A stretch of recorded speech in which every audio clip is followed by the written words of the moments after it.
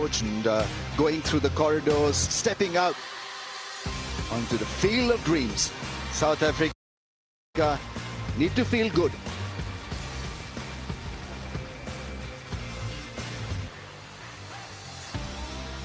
Yeah, Pakistan making a change. And it's Asif Afridi who's making his test match debut. How old is he? 38 plus. And Hassan Ali is the man who's missed out. Otherwise, it looks a well-settled unit. I've got Sean Pollock here with me. Polly, South Africa, all yours. Yeah, they have to find a way to win the next test match, try and level up the series. So the changes, Björn Mulder misses out. Stubbs moves to number 3. And then Marco Jansen, the all-rounder, is reintroduced into the national team. And they're hoping he can have an impact with both bat and ball. And Kesha Maharaj has recovered. He did a first-class game back in South Africa, bowled almost 50 overs.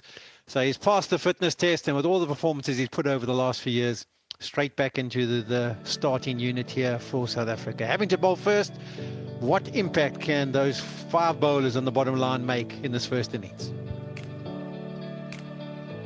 Good toss to win for Pakistan. Shan Masood there opting to bat straight away. No hesitations whatsoever. It looks a brittle pitch. It looks a pitch that will offer a lot of assistance to spinners and to some reverse as well. I think it's more brittle than the one that we played on at Lahore. Grassless, few gaps here and there. Overall, ripe for some spin. Right, it was earlier, before the play, that Waqar Yunus caught up with a couple of players. Thank you for your time, Tony, and very, very well played in the previous game. This is your second trip to subcontinent, Bangladesh, and then now. Any different? There's a lot of similarities, but there are obviously differences. I think we saw in that last game that there was a bit more reverse swing on offer for the fast bowlers, but there are a lot of similarities, but obviously there's differences. How hard was the spinners to handle at Lahore? Yeah, it was difficult challenge. There are 2 really good spinners who obviously know the conditions really well. So it was a cool challenge, and I also found myself laughing sometimes because I was getting into some awkward positions. But you kind of just have to make a plan. Yeah, I thought things were tough out there. But have you seen this surface? I try not to look too often at the surface. I know Ashwell always kind of speaks about not having too many preconceived ideas and then just allowing yourself to react and get information as the game goes on. So I haven't really looked too much, to be honest. From the opening to number 4, you like this change? To be honest, I'm just happy to be in the team. If Shukla asked me to bat 10, I'll bat 10. So I don't really mind where I bat. All right, very well played your last game. All the best. Thank you very much. Thanks for having me.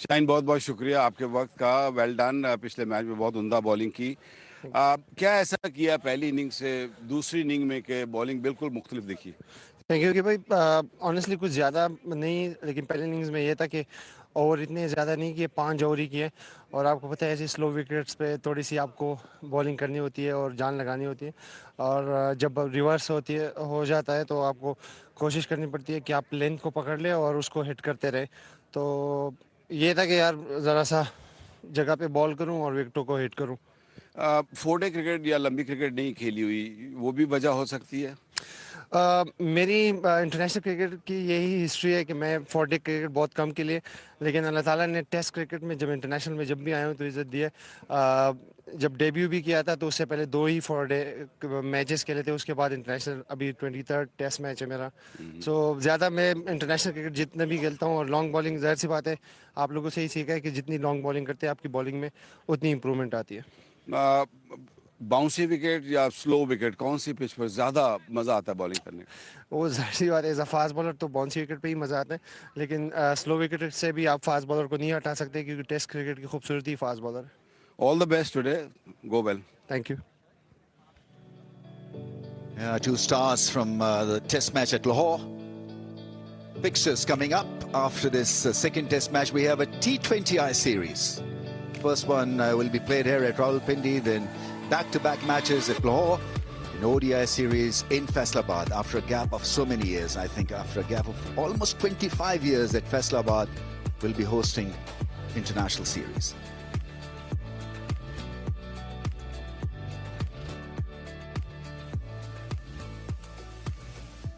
South Africa would be hoping to make a comeback by applying the lessons learned from the loss. And they will be led by Aiden Markram.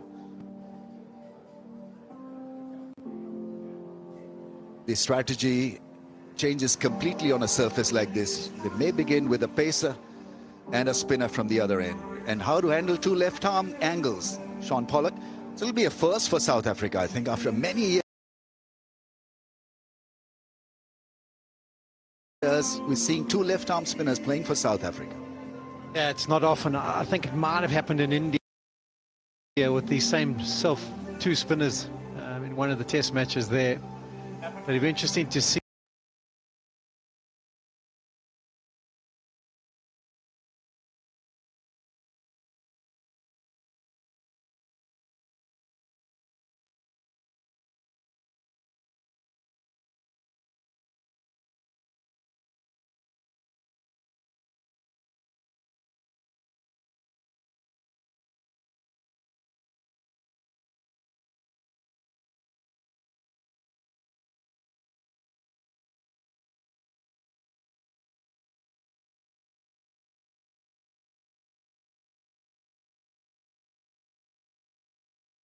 Match that 378 in the first innings was probably the difference. They can't afford to allow Pakistan to do something similar this time round, and they need to be on top of their game from ball one.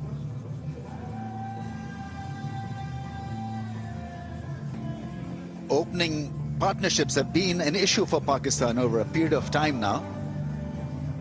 It's about knitting up partnership. It's going to be such an important phase of the batting innings for Pakistan. If the openers can get cracking, then there'll be less pressure on the middle order, and middle order will face a lot of spin and a lot of pressure. Batted well in the first test match, Imamul Haq. Abdullah Shafiq showed a lot of promise in the second, but he's got a technical issue or two. He's got to sort it out at times. He doesn't play that in-swinging slant that well.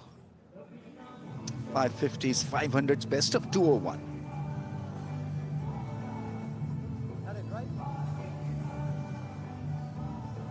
Batsmen will have a batting pitch map for themselves. I'm sure they'll be sorting out what angles to play from, which deliveries to defend. Polly, from bowling perspective, what is the best way to bowl on a surface? If you were to have a word with Rabada, what will you be telling him? I'd say I want more of the energy I saw from you in the second innings at Lahore. Charge and try and make things happen. You also have to assess, what is the surface? Is it similar? Is it different? What are my lengths I need to hit? Am I getting some initial movement through the air? What can I bring into play? They're starting with three slips in the gully. But at 30 years of age, he has shown on countless occasions that he is able to adjust his game plan and be able to deliver from a strike rate perspective, from an average, from a wickets. He is just proper, Kagiso Rabada. And you'll be hoping that he can have an impact up front. There you can see the three slips and a gully. Marco Jansen in the gully. I think actually Hart might be not an advantage for him, because you have to get down and take most of the slip catches here so far in this series. Take them by your ankles. But here we go.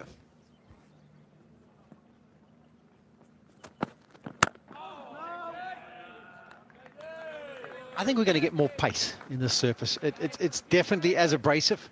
When you rub your hands in it, it feels like I don't know, trying like a bristly brush. And it's going to have impact on the ball. It's going to scuff it up pretty quickly, and I think there will be turn. But I just think there's going to be more carry, more pace in it. It's drier, but it is harder. So we're going to have to see what impact that has. That first one hit the splice of the bat, so that was good. Be interesting to see the first one that goes through the keeper and how it carries.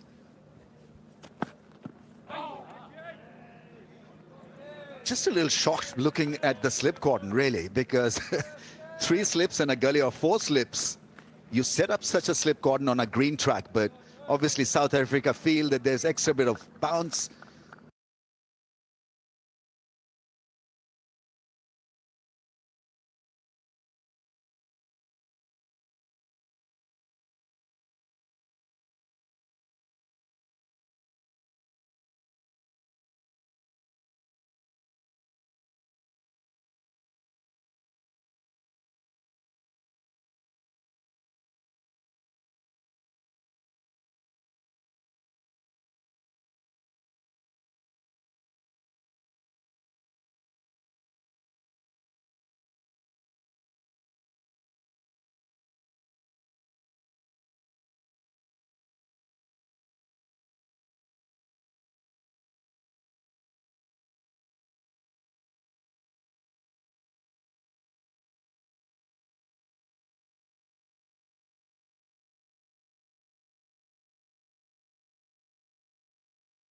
I mean, he looks disappointed, and rightly so, because the field is set for that outside edge.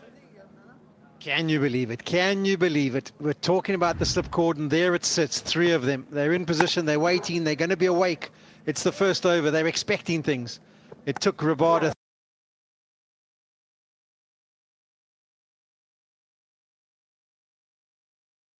off delivery of this innings.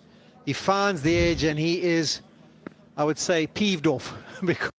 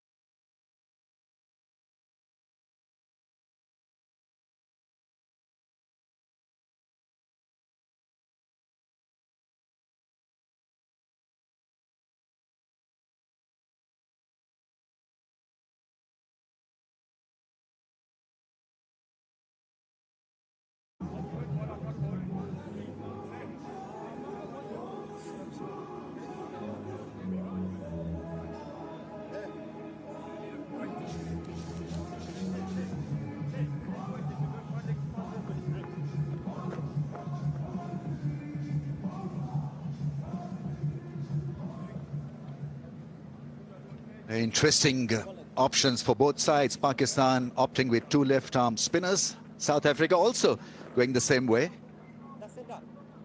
But they've got 2 seamers, 2 pacers, and I think that gives them a little bit more balance. He's pretty tall, so that ball drop is going to be from 20 feet or something.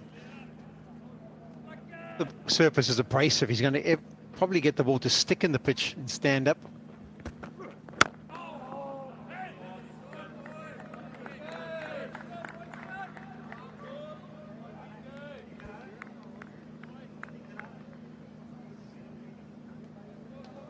No one likes to drop catches, and you don't do it on purpose. But South Africa, they were desperate for this to go down. It's as easy as it gets. Comes at a nice height. In the morning, they all work on their slip fielding. They would have known that the catches were going to come pretty low. I missed that actually, Paulie. I thought it was on the bounce, but clearly now it was a sitter.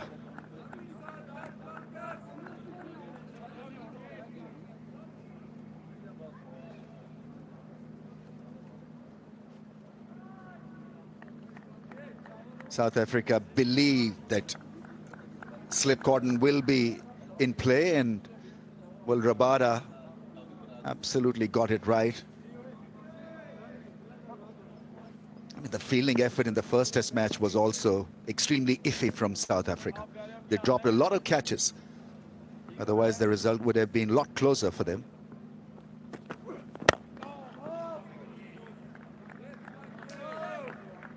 It's too early really to say whether cutters will work on a surface like this. I think right now South Africa will be keen to just bowl the original length and the original seam or swing movement.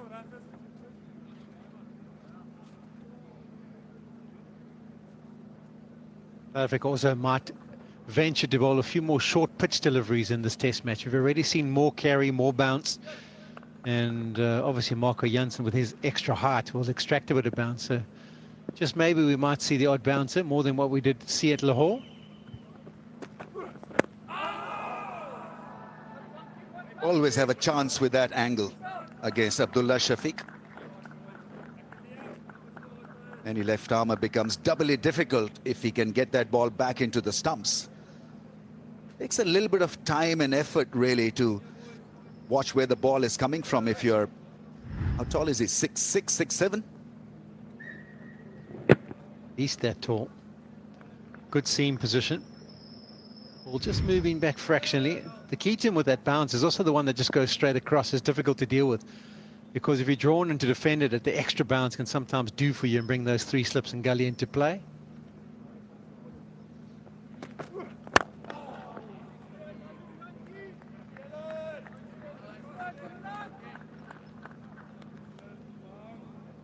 It's not a nice feeling when you know that you've been targeted with that in-swinging or one swing to dismiss you, because it plays in your mind like a broken record. You're thinking about it and it gets stuck in your brain. And it impacts your batting, because then you tend to miss the straighter ball, the ball that are going towards the slip cordon. Got a ball attempted and easily played by Abdullah Shafiq. After 2-5 without a wicket.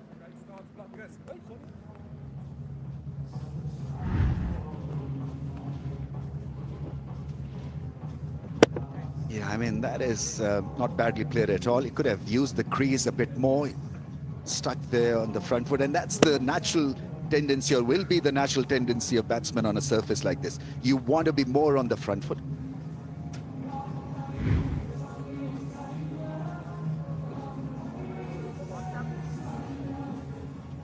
That's your off stop. Middle stop.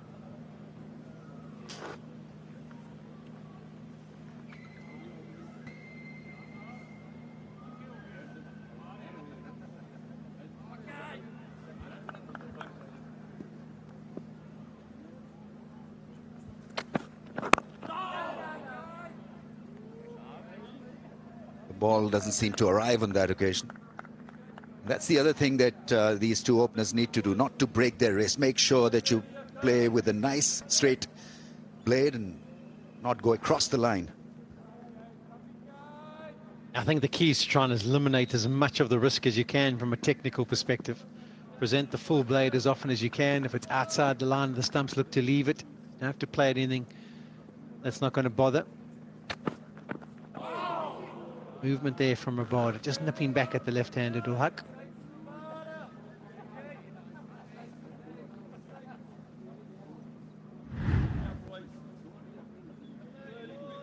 After watching Shaheen Afridi bowl superbly with the old ball, I'm sure South Africa or the South African fast bowlers will have a longer stint now with the ball, because such surfaces do help the paces. Once again, nice shot back into the stumps. You've got to be very, very good at leaving those. Definitely looks like a better pitch for the faster bowlers. There's something more in it. The carry is comfortable as well. Calverain, look where he's taken it, around waist height, just above the knees maybe, which is a lot better than what we saw.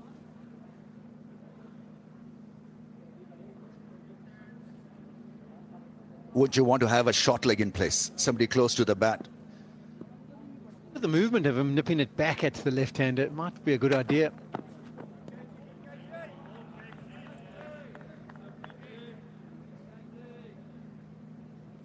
Have him too close, you can obviously have him maybe 4 or 5 meters further back, so that he can maybe stop the single as well if it's just nudged in that area.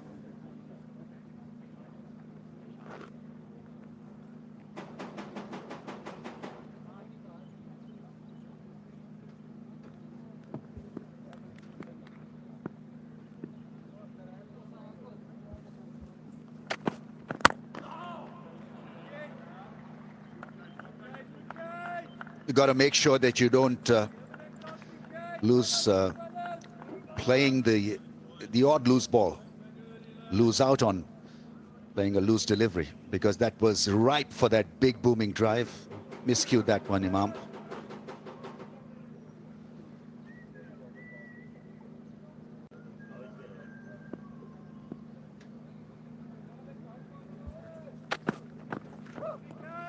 A lot of lefts in this over, 5 without a wicket.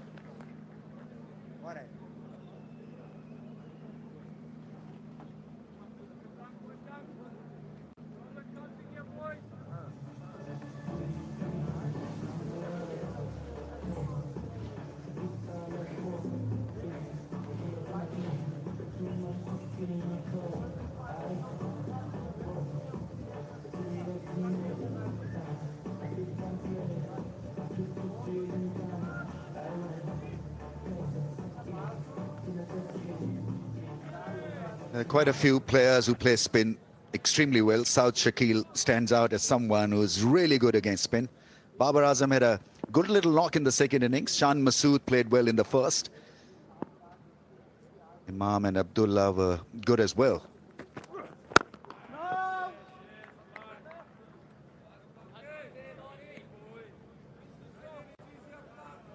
Stat to share with the fans, and it's been a problem since the start of 2024. In fact, in 22 opening partnerships, Pakistan openers managed to put scores of on just 2 occasions. 16 of those partnerships ended before the score of 20, and 13 to be exact of them ended before the score of 10. So an issue. And if you want to be the best side in the world, your opening pair has got to deliver.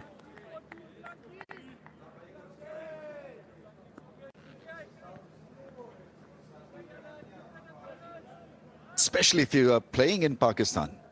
On such surfaces, the ball doesn't really hit you hard from technical aspect, unless you have a surface like this. But even then, for an opener or an opening partnership, batting can be easier for the first 10 overs.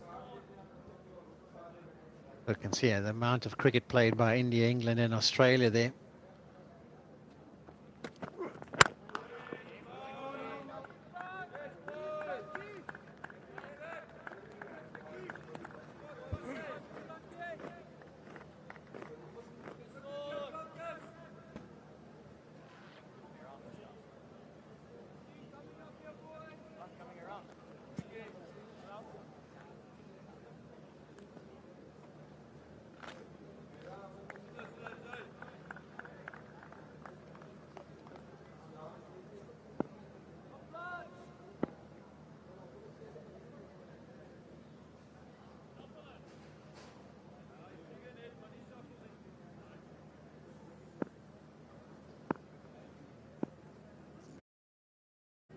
Standing out of the crease. That is precisely for this moment where you can be quicker at the ball.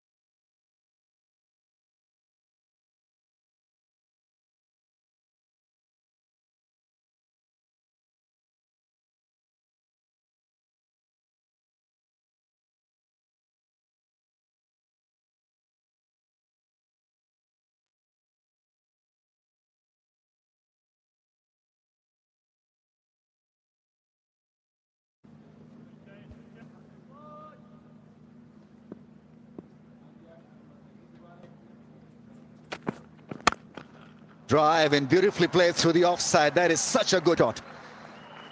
In total control and brilliant shot. Yeah, you have the understanding here for Rabada. He's bowled a lot of deliveries just outside the off stump, which Uman al-Haq has just let go through to Kyle Verreynne. This time Rabada thought, no, I want to get it slightly fuller and see if I can draw you into playing a shot. That one may be a little bit over pitched. He would have wanted it just a touch shorter than that, but don't take away from the shot. That's beautifully played by Uman al-Haq.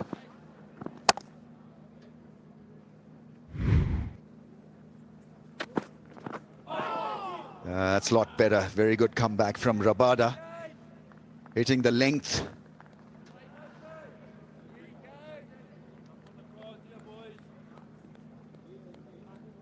I think the Pacers will become more potent with the old ball. Right now, they're trying to just navigate this innings, provide a bit of platform for Aiden Markram. If they can get a wicket or two with the new ball, that'll be such a great head start for the spinners.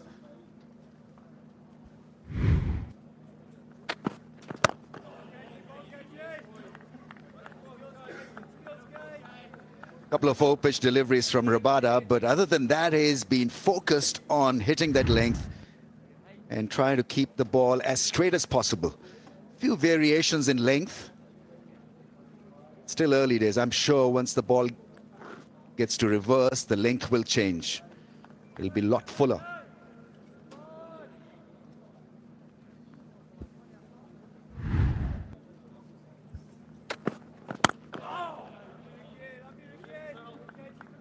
"13 without a wicket after over number 5.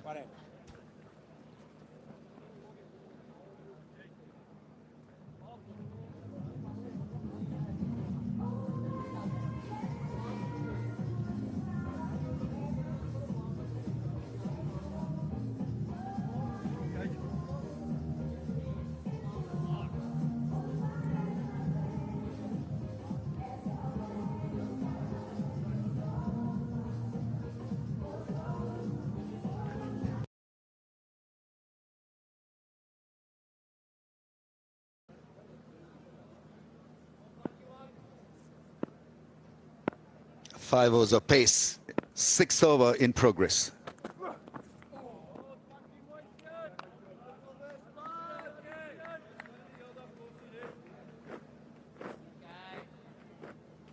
We have KFC, official food partner.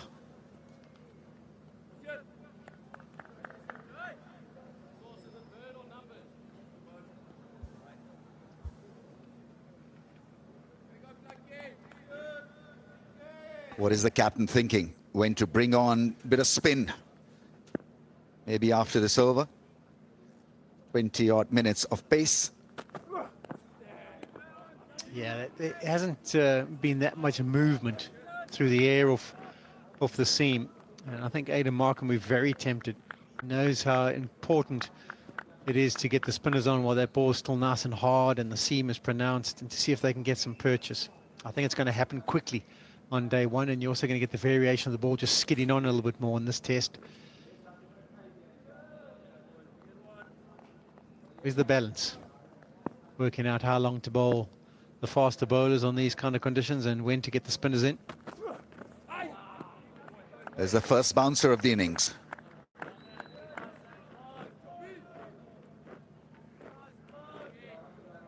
Asked him that question at the toss as well, Aiden Markram. How tough is it for a South African captain to manage so many spin options? It can be tough, alien conditions, even though they saw what happened at Lahore, so have a little bit of better, sort of a fairer idea of how to approach the contest. He's going to be the key, Keshav Maharaj. Well, it's also a case of when you decide to go to your left-arm spinner, who do you go to first? Because if you had to say who was the #1 spinner for South Africa, you would say Maharaj, but he's been out injured. And now Muthusamy comes off 11 wickets, so it's a bit of a decision, isn't it? Like, who do you throw it to? You've got a left hand and a right hand at the crease, so you could go Harmer as well, who bowls nicely with a relatively new hard ball.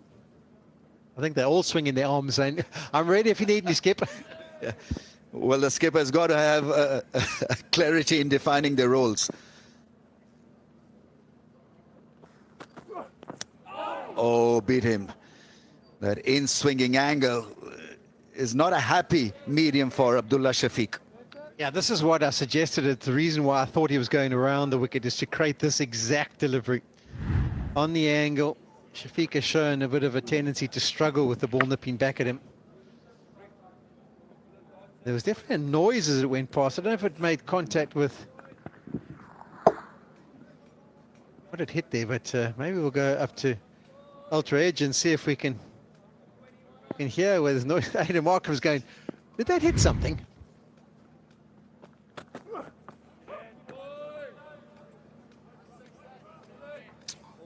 Six overs done, 13 without a wicket.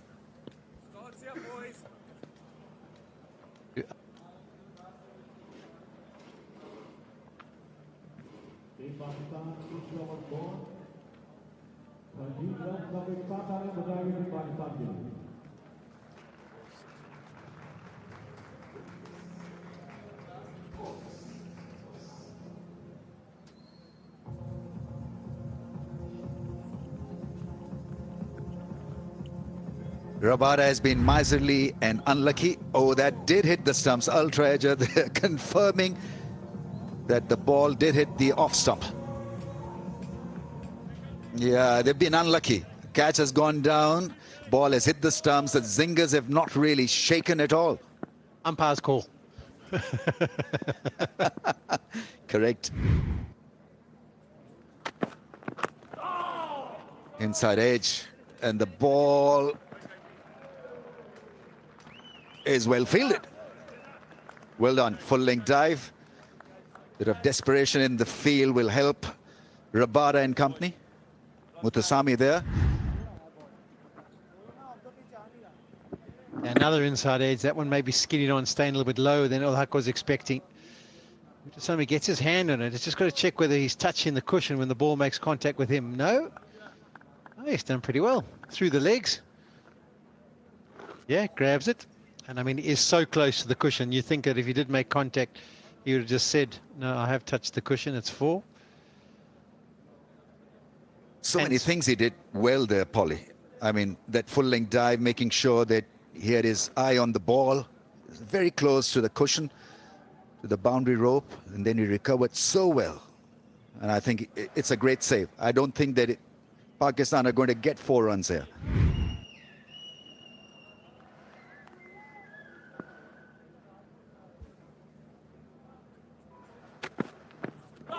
Well, that's a beauty. Slight movement away from the left-hander's off stump.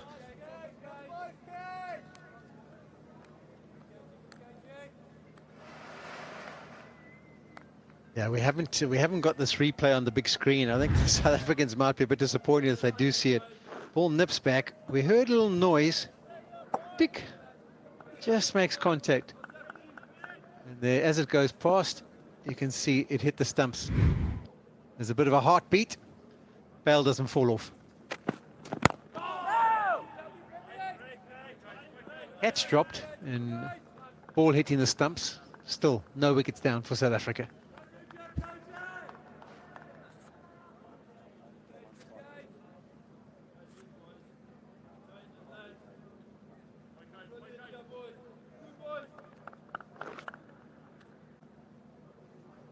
South Africa need to just keep at it. Simple as that. Not get disheartened. In a good bowling spell from paces. And it's been good batting from the left-hander. That's the second drive that's played so nicely.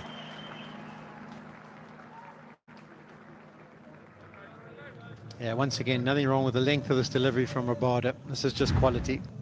On a flatter surface like this on day one, you can just play that shot. On something that's got a little bit of seam movement and maybe movement through the air, you're probably looking to shoulder arms and let that go through. But they'll feel like they're in now. It's been over 6 overs, and that's wonderfully played again.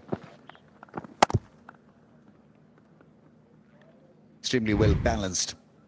Body weight into that drive. We're always looking for a bit of rhythm in batting, and Imam seems to have that rhythm. He's on 10 now.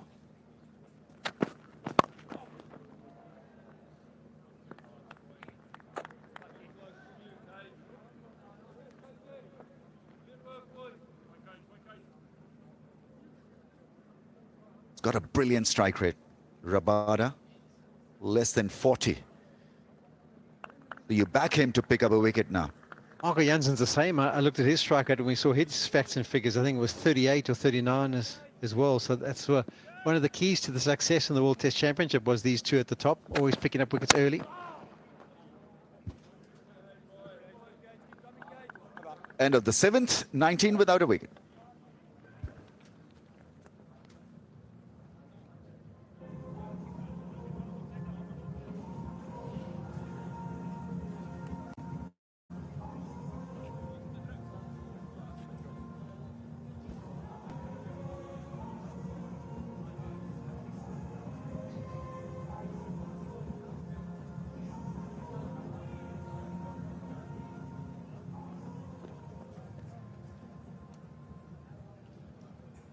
Well, there's a reason why he's in the top two. Rabada, beautiful player, bowler to watch. Gets the ball to seam and swing and bowls that hard length, adjusts so well to the conditions.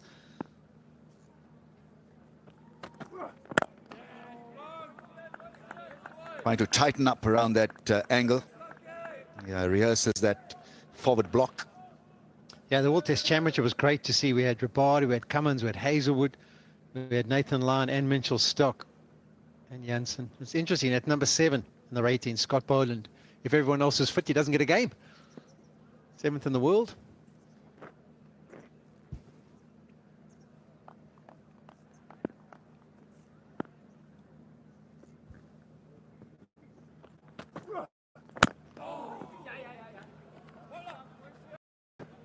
And he's driving on the up, Abdullah Shafiq, taking a little bit of risk. But you can see clearly he wants to break the shackles. He wants to be dominating through the offside. He wants to negate that angle.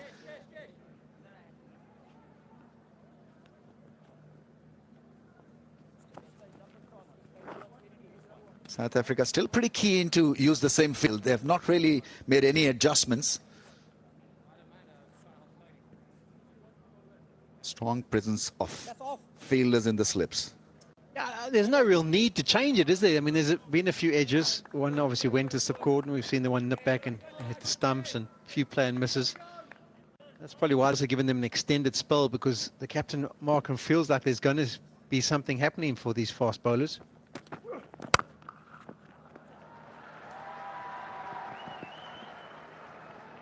Two runs to Imam.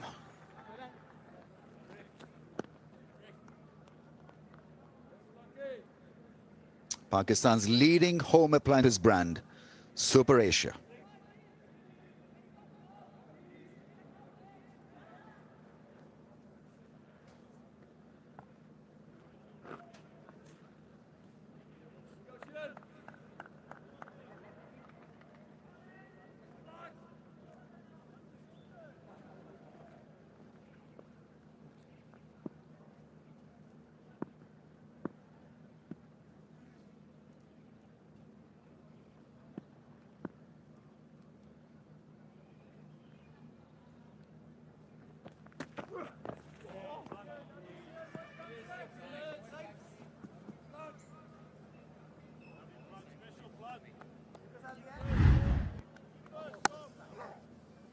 Yeah, it's been an iffy start. Little circumspect, both openers early on. A bit of play and miss. Few inside edges, and then Imam ul Haq warmed up to the task. He's played a couple of great drives since then, on 12 from 20. Pakistan kind of desperately looking for a good, solid start here. Those see they are doing well. Full length dive to stop any overthrows.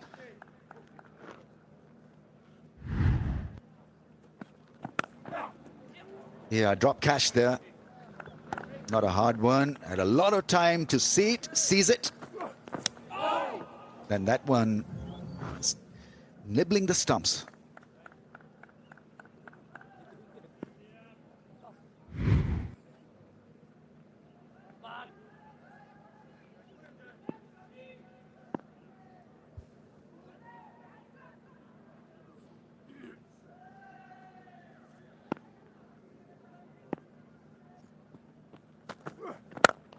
Yeah, that's a beautiful drive.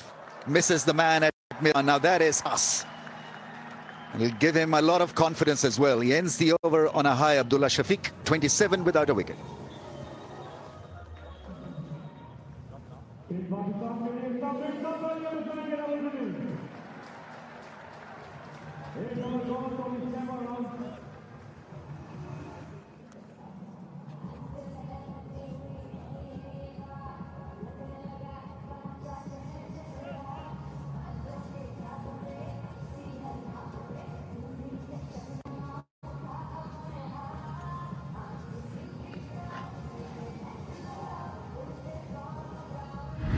Abdullah Shafiq likes to get on that front foot and hit down the ground. That one didn't seam back in, so it's all good. First half an hour of the test match, Pakistan 27 without loss, but there's been a regulation catch dropped in the slips. There's been a ball that has hit the stumps, the bail not removed, so a little bit of luck, but so far all good for Pakistan. Rabada round the wicket. Turns him around, another terrific delivery. Doesn't carry, but a superb delivery. Yeah, both these openers being challenged with quite a few good deliveries. And these South African bowlers have bowled really well without luck. But one has to admit that both the openers have been scratchy, but they've been ready for the opportunities where they could actually send the ball to the boundary line. They've been dispatching ordinary balls to the boundary line consistently. It's a good contest brewing out there in the middle. Now Rabada bowled well in Lahore too. Now is the opportunity with the new ball. He created that opportunity very first over. But he's still hitting back of a length. There's still a little bit of movement. For South Africa's sake, they need a wicket fairly quickly. Yeah, contrasting effort from both the fast bowlers, especially Rabada. During the Lahore Test match, he was bowling wicket to wicket. Yeah, he's been tempting, especially the left-hander outside the off stump, consistently with odd delivery directed towards the stumps, challenging the outside edge. Kagiso Rabada.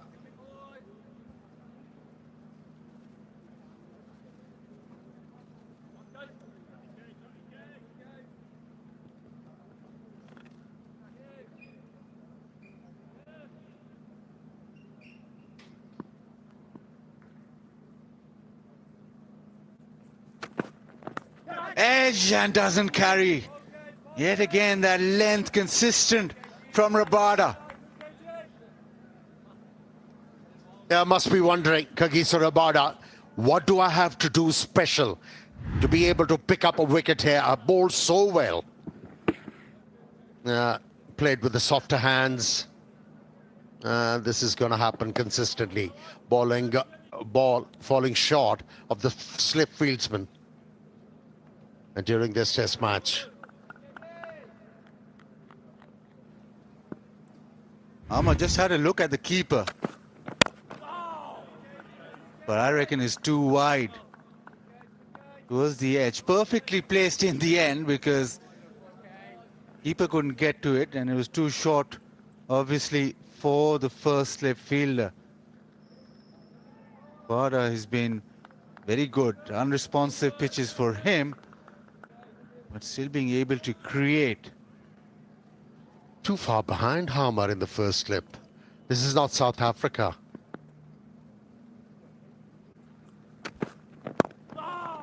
This time the inside edge runs away. There'll be a couple of runs. So Imam using all his bat, the outside edge, the inside edge, but still carrying on. It's 29 without loss.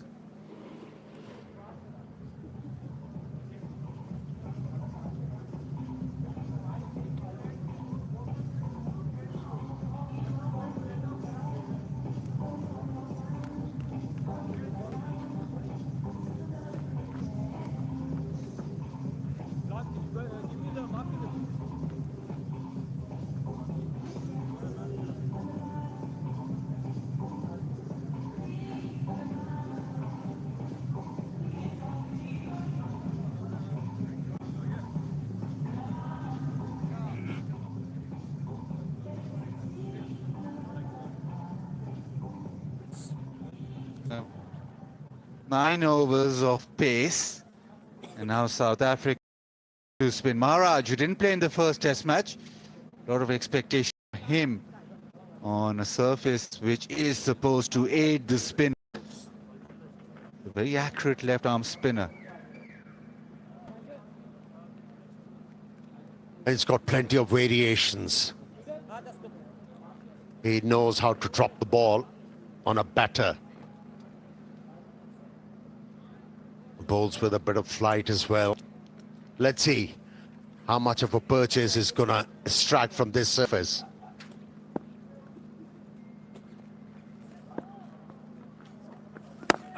Starts off as he does on a length. For this test match, he's playing a first-class game. He's working on his fitness now. South Africa really need him.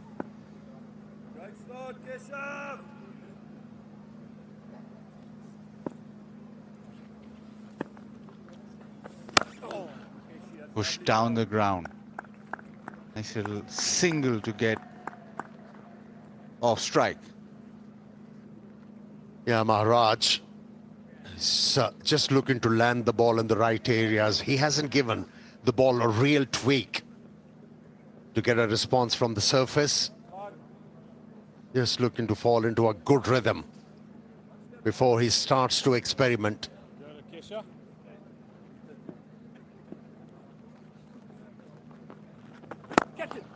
Down the track, Imam does this well. He tried this in the previous game too, where he, in the first inning, was able to just use his feet.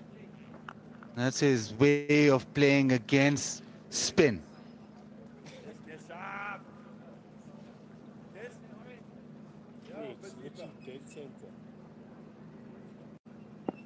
Now a silly mid off in place.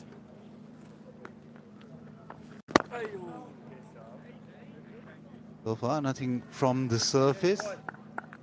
It's working into his spell is Maharaj, but no real turn.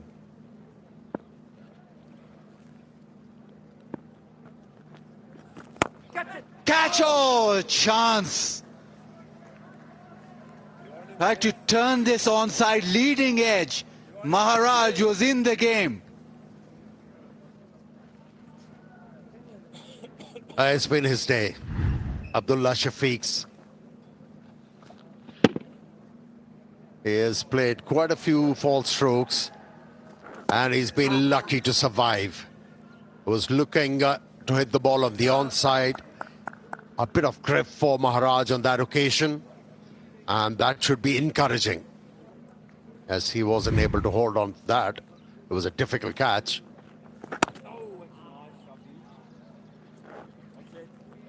.32 without loss.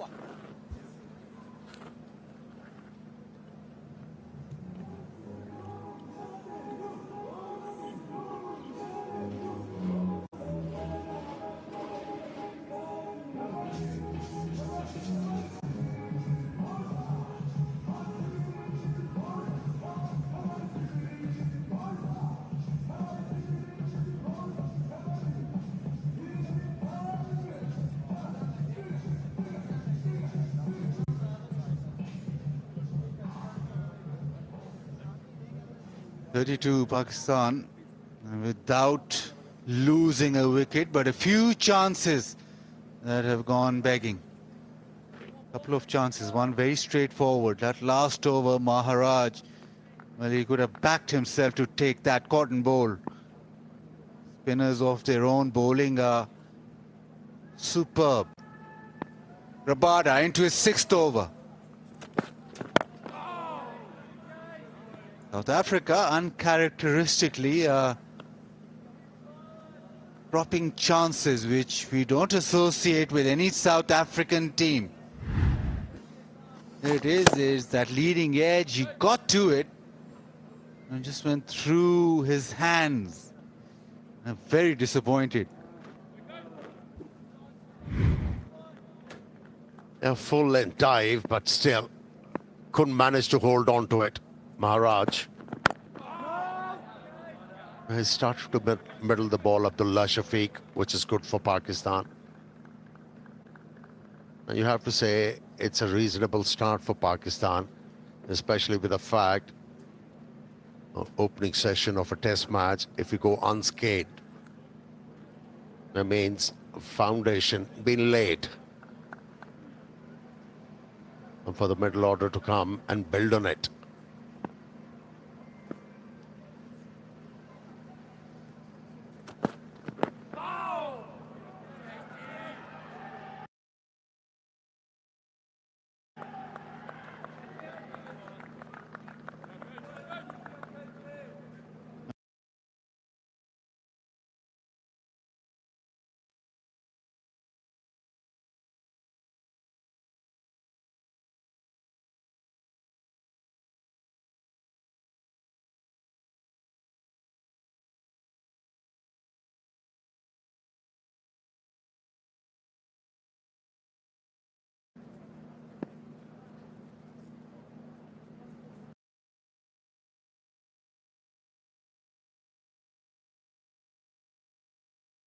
To play the ball straight back to the bowler, but not that straight. He missed out on a couple of runs there, Abdullah Shafiq, by hitting it too straight.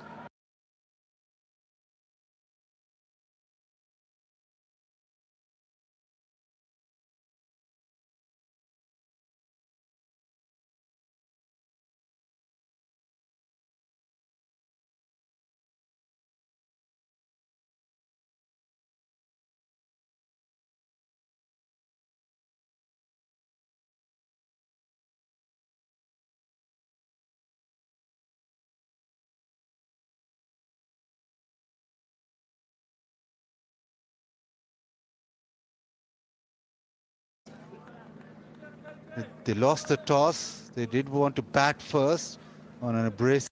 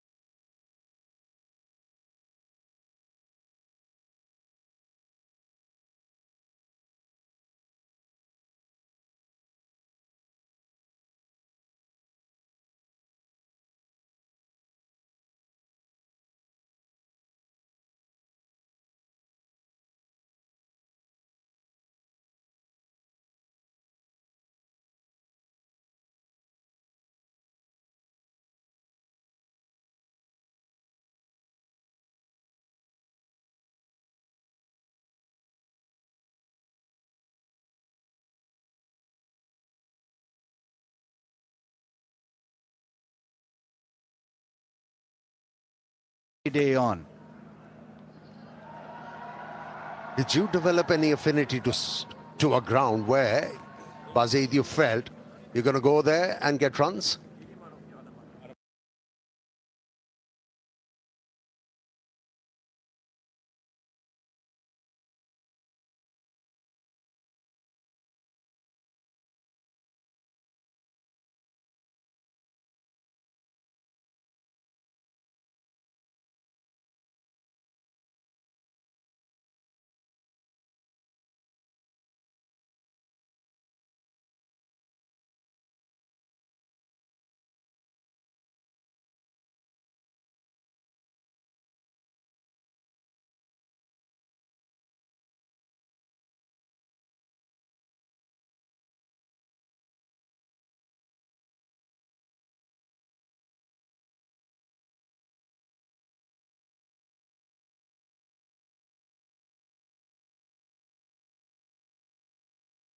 Carry again, little bit of turn, bit of purchase.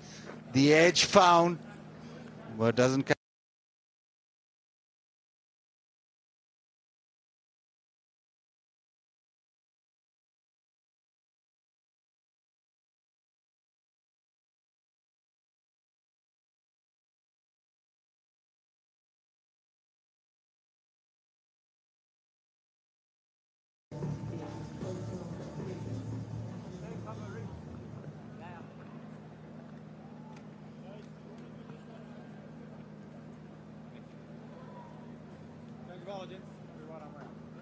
And 12 overs done. South Africa yet to dismiss the openers. It is 35 without loss, and now it is Harmer. So spin from both ends. Bowled quite well in the first game, was quite accurate. And he'll start off round the wicket to Imam.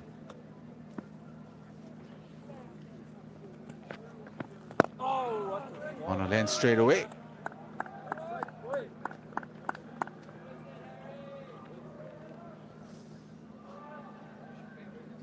Now played from the crease, Imamul Haq.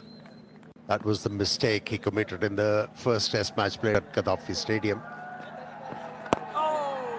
And the second innings where he jumped out without a purpose and it was dismissed and by Harmer. So far he's relied on the arm delivery. Harmer settling into the rhythm. Oh, that's one! Bowled in! What a start from Harmer. Change the trajectory, give a tweak to the ball, and the pitch responded. This is a big wicket. The faster bowlers struggle to dislodge the openers, and it's the off-spinner who came to the fore. And what a delivery to bowl to a left-hander. Just a little bit of drift back in and then pitches and turns. Pitches leg and hits top of off. Imam, for once, fails at Rawalpindi, out for 17, 35 for 1.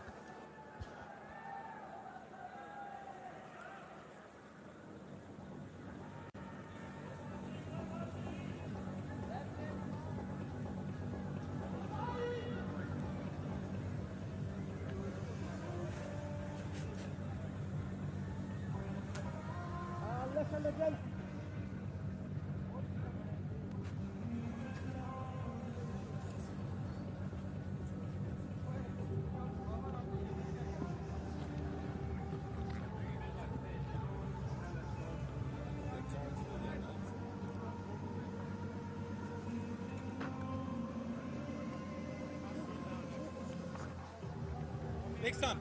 Captain Shan Masood walks in. Average of just over 30, best of 156.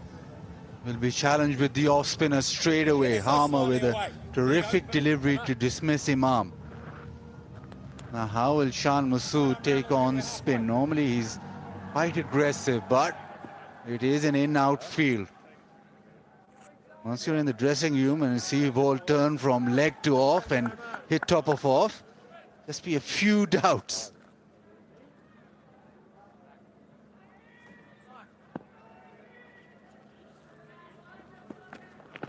That one just carries on. There's a huge appeal, but at maybe going down leg. And one didn't turn. Seems like he has done his homework.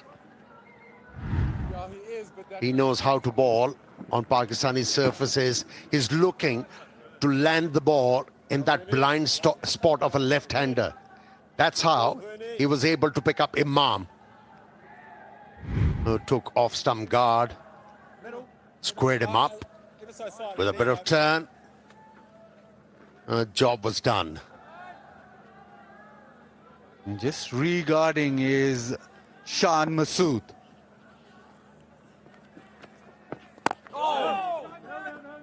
Little poke at that one. Next in, Babar Azam. This is that delivery. It Pitches almost leg stump, hits top of off. That is probably the perfect delivery you want an off spinner to bowl. Especially if you have a guard as a left-hander of middle stump and off stump. You are blinded with that line. Intelligent bowling. Oh, inside edge. He is very good at short leg, almost did carry. A testing over, a successful over. 37 for 1.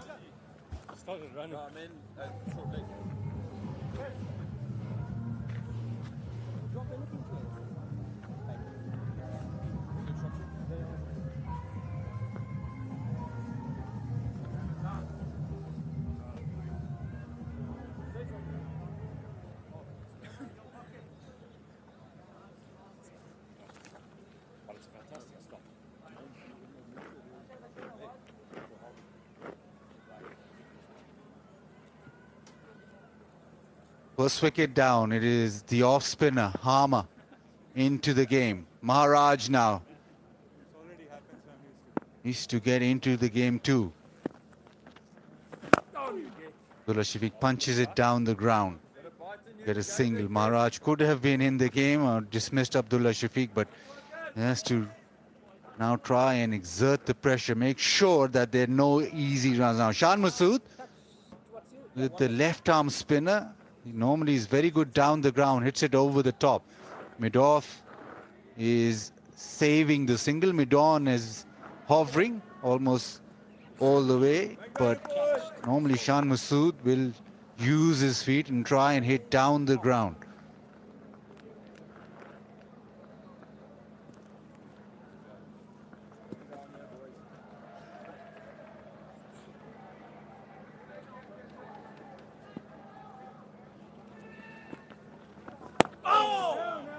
A lot of turn.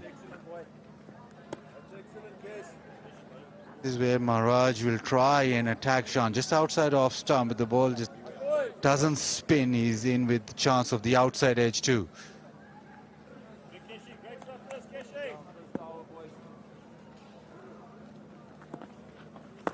Tries to sweep, almost. It's a nervy start. It is. Not looking confident, Shan Masood. Very lucky. Got inside edge of the bat. Another one trying to get after Maharaj. Wants to get out. So the EV car changed the game, go electric, go Zeo, Inverex solar energy. Now 7 deliveries and he hasn't got off the mark, so just playing on his nerves a little bit. He's played a couple of shots. Now this is where Maharaj has to hold his nerve, and so does Shan.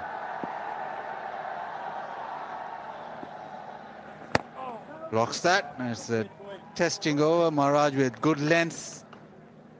And after 14 overs, Pakistan 38 for 1. And it is time for drinks.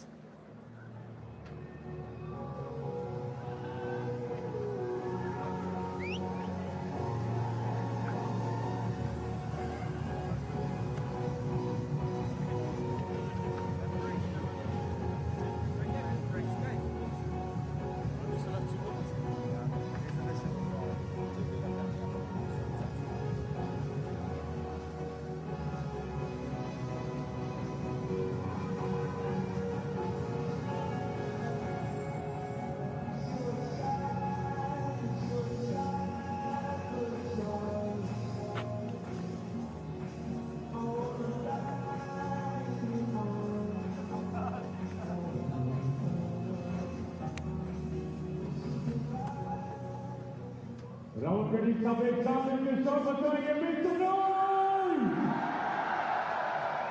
और अपनी पाकिस्तान के सब एक साथ तालियां बजाएंगे भरपूर तालियां बजाएंगे सबकी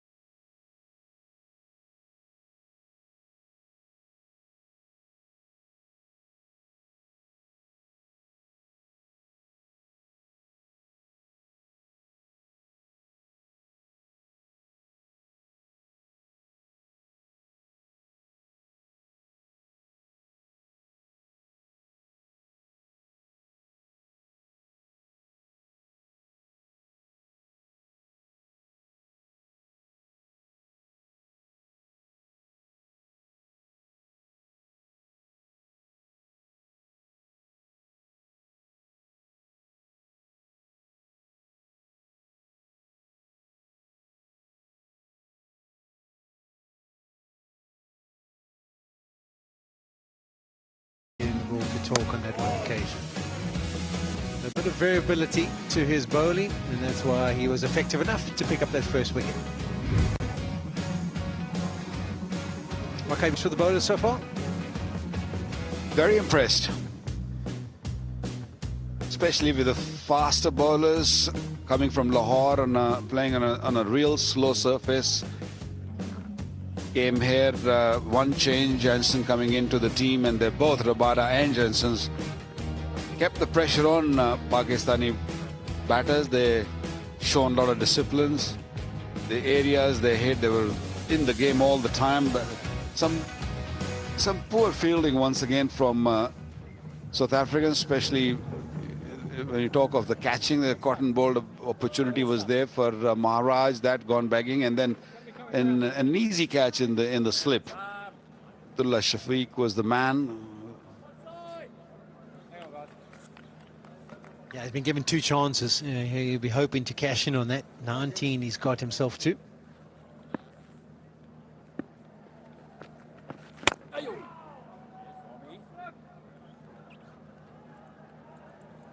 A little bit more carry for the Pacers first morning, but the spinners, the couple of times ball gone in the slip and it just died. Didn't really carry. But for Rabada, there was a little bit more in it for the first half an hour. I suppose the challenge for the slip cordon is how close can you get? Aiden Markham, he looks like he's very close there at slip. But we always used to have the strategy, rather let it carry and you drop it, than drop short and you never had a chance. But he is relatively close. I think he's snuck up a touch. Probably going to get most of the catches below knee height. That one's sliding down. But that is the variation that Harmer possesses. He gets the odd one to turn and then the odd one slides on. That what causes trouble for the left-handers. Coming around the wicket to the left-hander with a newish ball, it's always good for the off-spinner, because you never know which one's going to turn, and sometime, you know, we saw to Imam the ball ripping. It's all you need to do is to make sure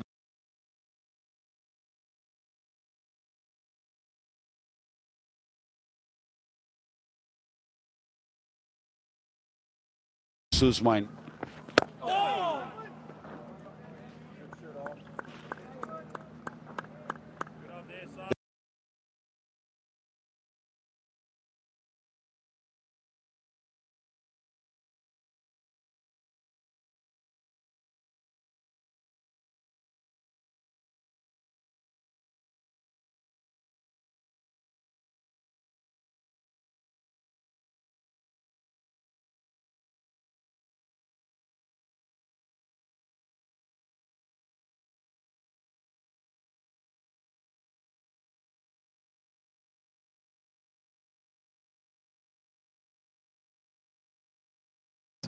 But comfortably missing the stumps. But I do feel South Africa's battle hardened after the first test. I think they were a bit, attitudes wise, they weren't as sharp as they could have been in that first innings of the first test. I think this time around it's been much better. What happens in a test series, doesn't it? You learn your lessons and you've got to learn them quickly. But there's been no free balls to be put away. The pressure's been held. Just the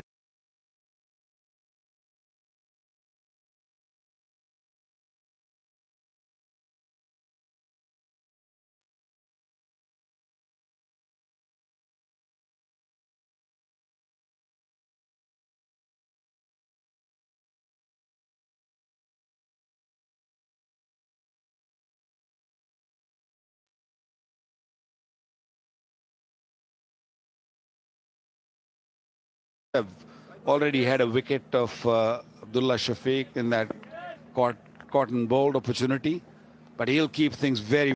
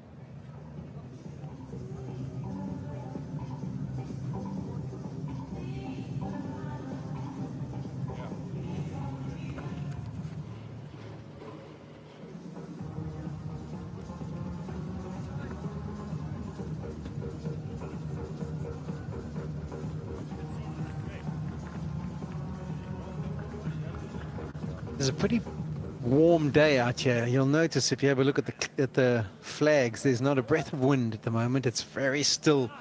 So conditions are not really aiding the spinners from a drift perspective. Use of the feet, and that's nasty played. We got the feeling they was chomping at the bit to get his innings underway, looking to be aggressive, and he decides to pick the first delivery of the Harmer over and executes well. Yeah, it was coming. You could tell that Shan Masood was getting edgy to leave the crease, and once he was off the mark, he decided, okay, I'm going to take Harmer on. He did it in Lahore also, and he's doing it again. This was a beautiful shot right from the middle of the bat. Went long way.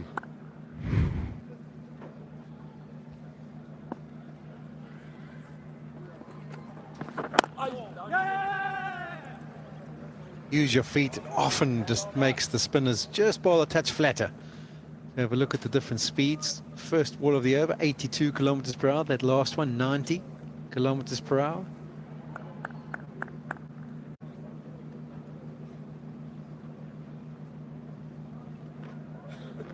First day of Lahore Test match, 313 runs were scored by Pakistan. They lost 5 wickets. And that's where I thought South Africa lost the Test match. They didn't control the game that well. Maybe a little bit of inexperience in bowling, especially spin department to start off. And Rabada wasn't really at his best. Second inning was much better. And even today we saw him running in hard, hitting the lengths right.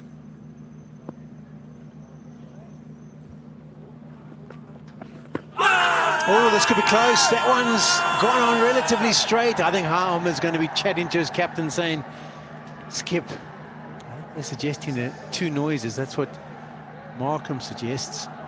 But that's what he's looking for. He wants the odd delivery to turn, but also wants to use the variation of the one that skids on straight, because that's the one you're going to trap him in front with.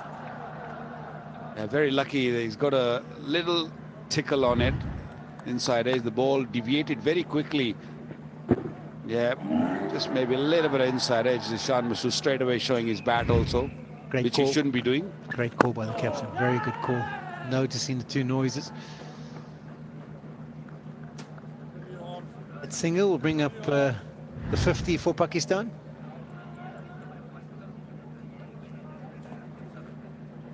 Yeah, normally Markram just have a little word with his wicketkeeper or a bowler, but this time around, no. He was so sure that the ball hit the bat first.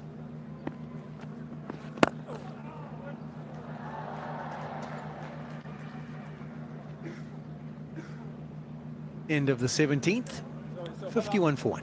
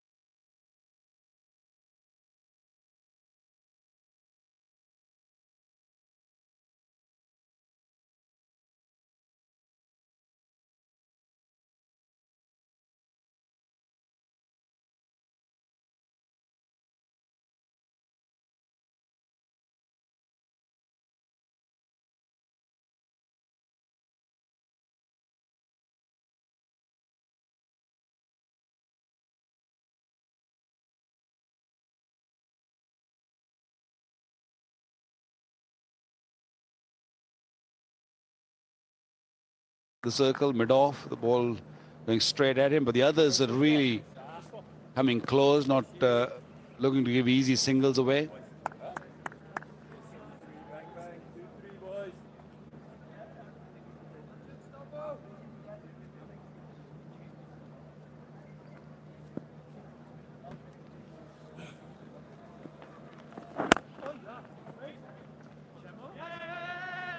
Oh, nasty run through.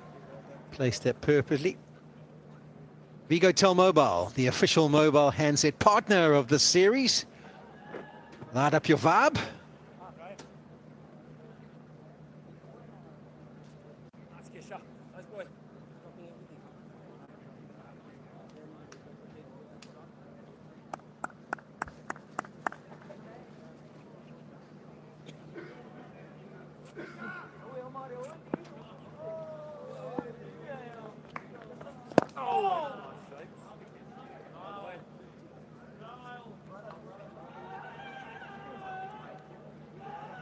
using the variations. Maharaj slowing the pace down at times, and then also a little round arm at times. But the area is the same. Just keep honing on that good length area outside the Shafiq's off stump. It's so important, isn't it? I mean, spin bowlers, fast bowlers, you can have variations, but the variations have to land in the right place. Like if you're going to run up and bowl a slow ball and it's over pitched to a full toss, what's the point? And that's what Maharaj is so good at. Whatever variation he goes to, the length, the line is consistent. 53 for 1.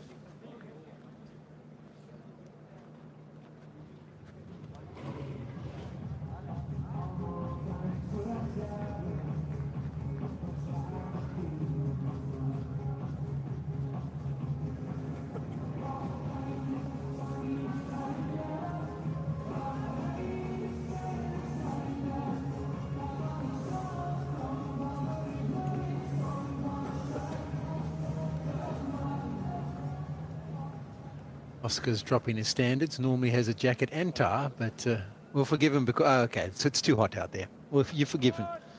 But it is there. Oscar, just check. Let's check that you have still got it. Oh, you're going to do some push-ups.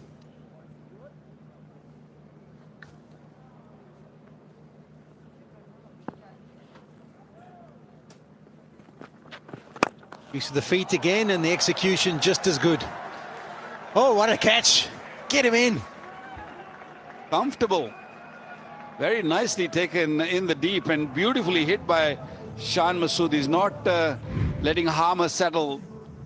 Saw him coming out, ball quicker, but he's made up his mind and he made sure that he goes with the shot. And watch this for a catch. Comfortable. Aussie style, no problem. Yeah, I'm reminded of, there was a clip of Babar Azam who was a ball boy at one of the grounds and took a catch very similar to that, so maybe there's potential.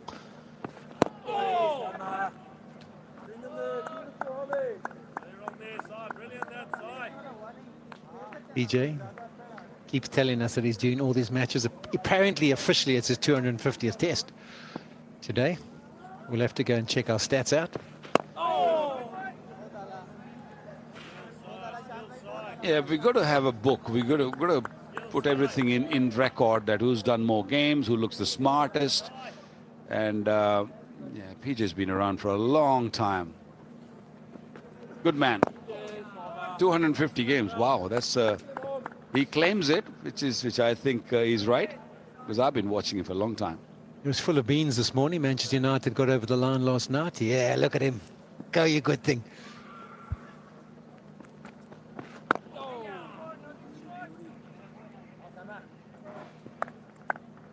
It's a great work these guys put in, bringing all these pictures to your living room from different angles, and of course living and listening to the director. Sometimes 59 for 1.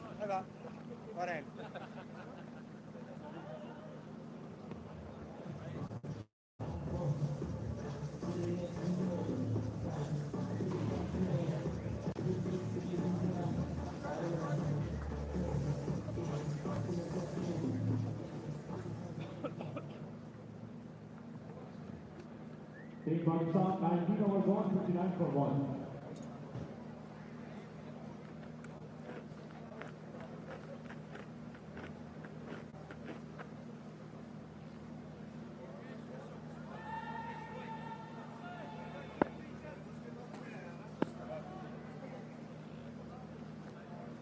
South Africa now just trying to find a way to build a little bit more pressure. Shan Masood has decided he's going to be a bit more aggressive. He's found a way of picking up some boundaries and ticking over.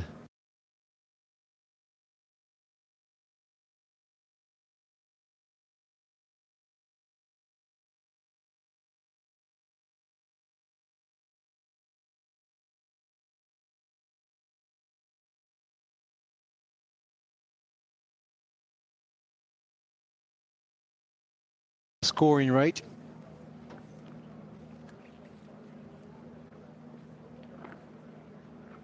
In comparisons.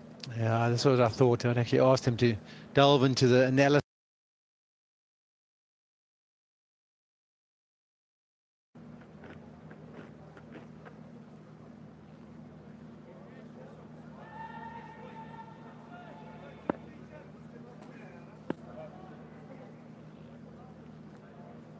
South Africa now just trying to find a way to build a little more pressure.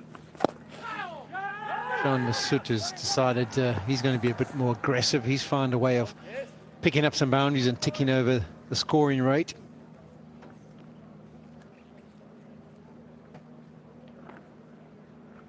In comparisons, yeah, that's what I thought. I'd actually asked him to delve into the analysis.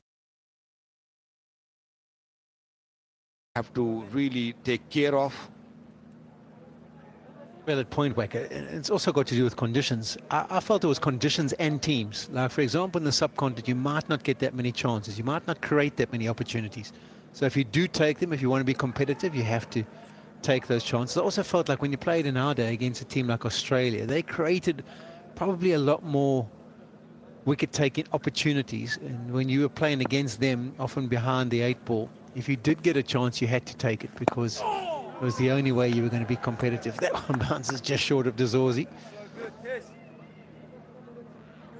That adage of catches win matches didn't come around by accident.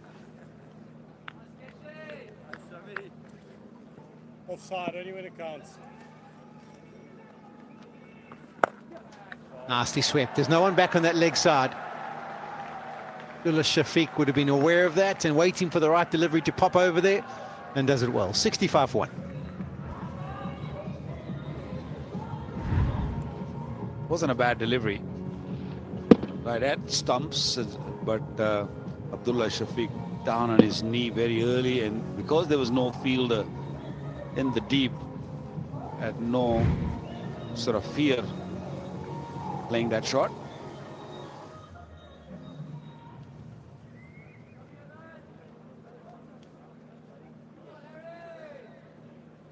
Match summary from the first test, and where the foundation for the victory for Pakistan was laid. 378 in that first innings, South Africa answering them with 269, and then it gets more difficult as the game goes on. 167, 183. So again, Pakistan laying a foundation.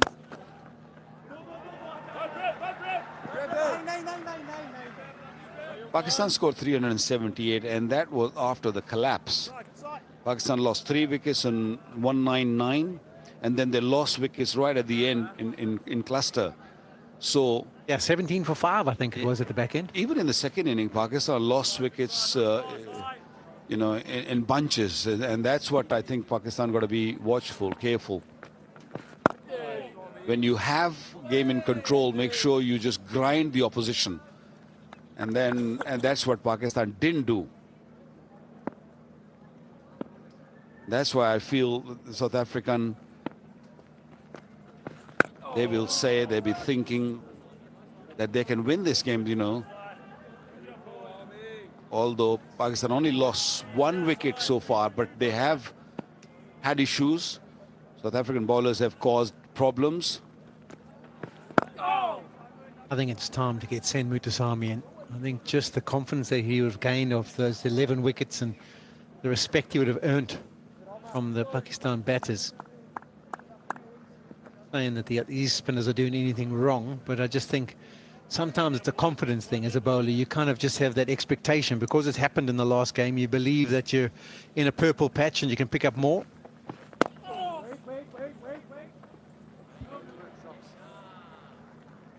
And also when the ball is hard, this Kookaburra ball gets soft very quickly. You don't want to hold him for too long. He's been a match winner, or not a match winner, but he's performed so well in the previous match. You want to bring him in and give him the harder ball rather than a softer. Oh!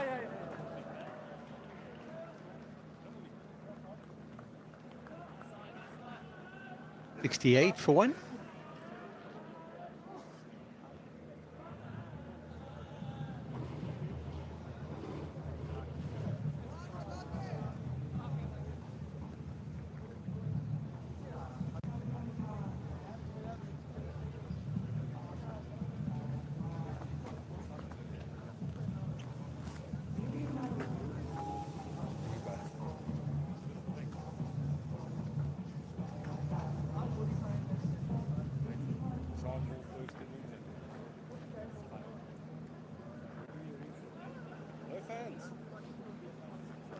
Yeah, Maharaj will continue.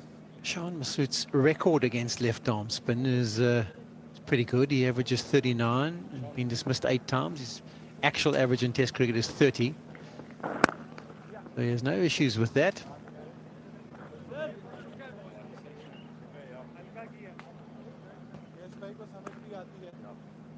One of our partners for the Test match, Hello Hair, 100% confidence with Dan free, Dan draft free hair. Seems better there because we go straight to the hole there twice.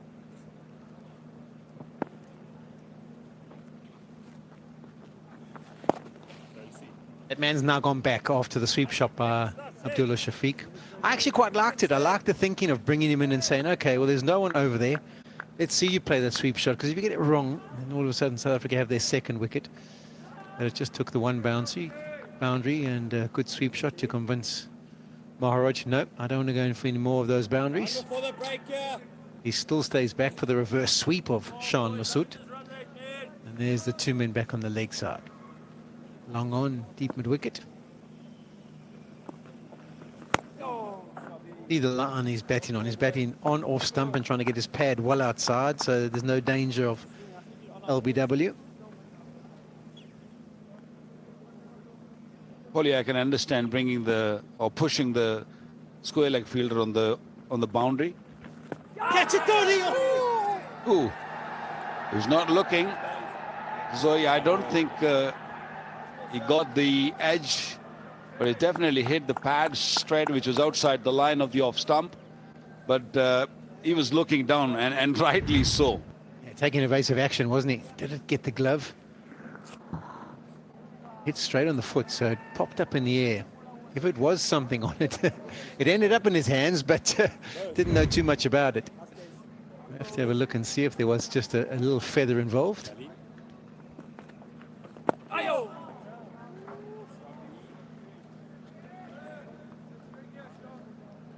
And for reverse sweep, I feel that the fielder's got to come in, especially, you know, first morning. You let him take that risk. That's a bigger risk than playing a normal sweep shot. He's got a man right at point on the boundary. Comfortable single to end the 22nd. 71 for 1.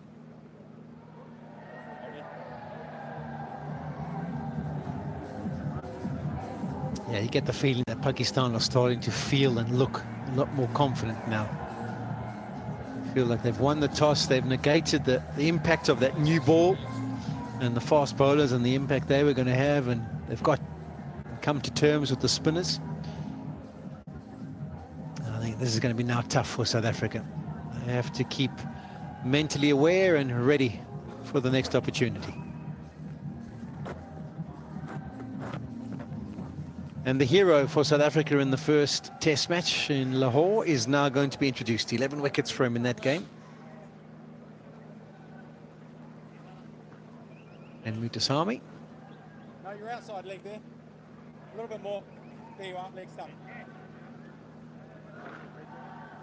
Record's good reading now. His Test match record is Middle. pretty well. Slow left arm. Side. Very experienced. Born in Durban. Moved to a couple of provinces since then. 22 wickets in 6 matches. This is his 7th Test. 2 5-wicket hauls. Strike rate 39. That's up there with Rabada, averaging 25. So that's all good reading. Too early to compare him with anyone at this stage. Is the previous game where he did perform like a hero. But comparing him with Rabada or anyone else who's played more 50 or more games. Yeah. But you got to take the clips and then just keep them. You know, so at the stage of my career, I was the same as KG. But the stage has to be proper. Yeah, Marco Jansen's the same. I think he averages or strikes at just under 40.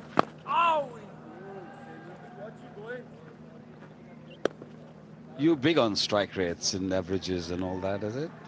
Rates I kind of never worried about too much. I don't know about you. I was kind of a patience guy, so if it happened, it happened. I think you were brilliant with your strike rate, but that's because you used to try and make things happen with a new ball, make things happen with the reverse swing ball. Probably I didn't even know about the strike rate in my playing days. I came to know that I had this record of having a good strike rate for a long period after my retirement. So we were not bothered about numbers. We were bothered about how we're going to win the game. Wickets, like how many wickets can you average? Can you try and average 5 wickets a test match? That was like 3 in the first and 2 in the second, and you feel like you've done your job. And Pindi pitch used to be really good for the Pacers. You know, cooler weather. Used to the feet. There's a man back there, but it doesn't matter. That is way back. Kakisa Rabada is stationed down there at long on. Shan Masood is setting the tone here. Maybe he's trying to lead by example and not allowing these South African spinners to settle. But he has been fantastic with the use of his feet. Shan Masood always talk about playing aggressively in Test match cricket also. And he's leading from the front, showing his team and his teammates, batters, that this is how we're going to play. And he's played a couple of really quality shots using his feet. 3 sixes all belongs to him. He's in a very aggressive mood at the moment.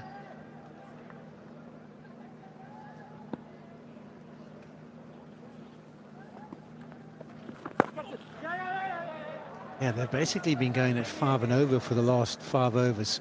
And there's definitely been a spike in the scoring rate.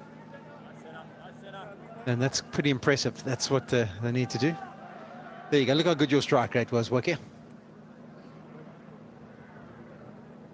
Yeah, but you played way too many games, you know, 108 games, more wickets. Come on, you won more games than me. Conditions in South Africa were easier than bowling here in Pakistan.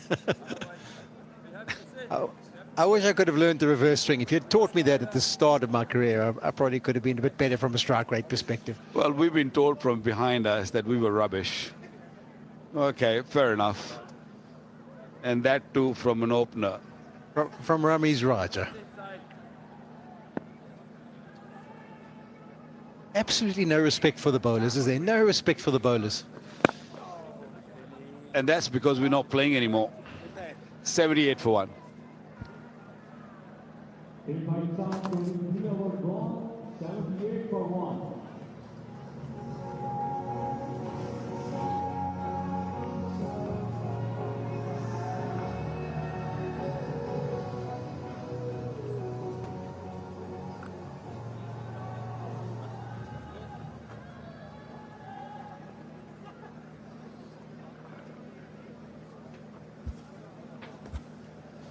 Pakistan looking good after winning the toss. They needed this kind of a scoring line. 78 for 1. Abdullah Shafiq on 31. Shan Masood has been impressive against spin. He's got a strategy and a game plan which is based on attack. It's a nice shot for a couple of runs. Yeah, given the nature of the pitch, it's so aggressive. The ball hasn't spun prodigiously. Yes, there were incidents where odd ball turned, where the opener was removed. Other than that, looks like a good batting track, and it's highly imperative for the Pakistani batters to make sure they get a big total in this innings. Bat the opposition out of the game. Also, from Pakistan's perspective, it appears to be a new, because now you're playing to win all the time. So, you know, for a subcontinent, for an Asian batsman, to bat on such a surface and not get those big hundreds can be challenging to your DNA, to your batting DNA. But now I think the plans have been clarified, well-defined plans that winning matters. And this is how we're going to win on pitches that may not give you those big hundreds. So the cause of the team is put ahead of the individual stats. And I'm sure everybody had to buy in to that formula. So that's the important thing, winning the games, especially at home. Pakistan hasn't done that of late. Ever since they decided to prepare turning wickets, Pakistan record at home has started to improve. Was there any bat involved? That is the question. And it's been answered in the favour of the left armer, Keshav Maharaj. But Abdullah Shafiq is not convinced. He has referred to director. We have a player review for LBW. Original decision is out. I've checked the feed. It's a fair delivery. Can we go to front on, please?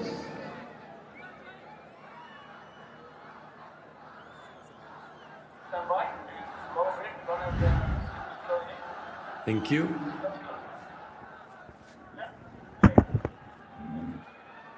Thank you. It's hard to tell on that angle whether there's any pad involved. We'll Yep. Even if you zoom up on that, while we're waiting. Another angle. Thank you.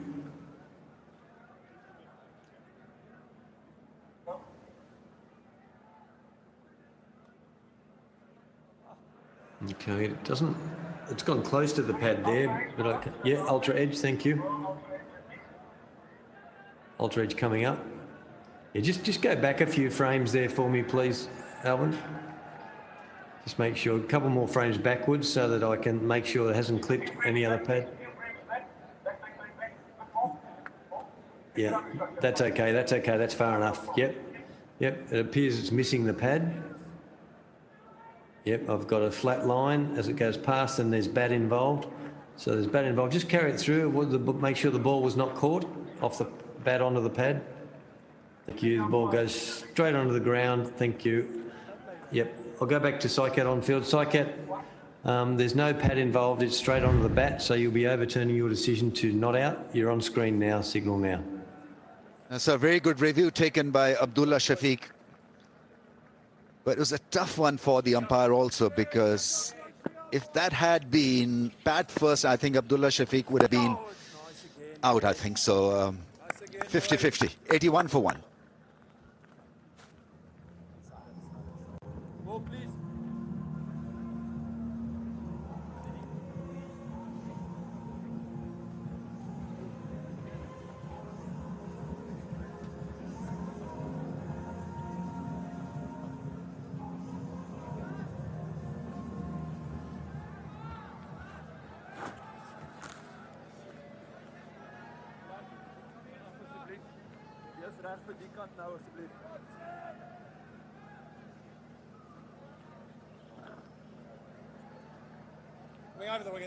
Partnership of 46 from 69.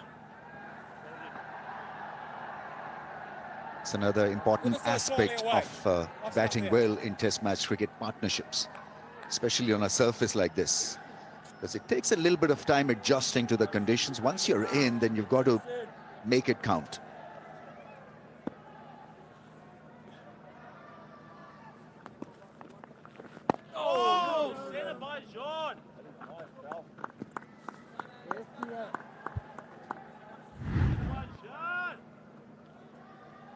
Muthuswamy was so good in that Lahore Test match. Attacked the stumps, got the ball to spin, and didn't look like a rookie. Really bowled with a matured mind. Down the track, gets it past the man at mid-off. That's good batting from Shan Masood. He's absolutely nailing them. 50 partnership is raised. Yeah, a slightly better pitch here at Rawalpindi Stadium. As a batter, you can express yourself because the ball is not turning mile. And if you use your feet against a left armer as a left-handed batsman, you'll get benefit.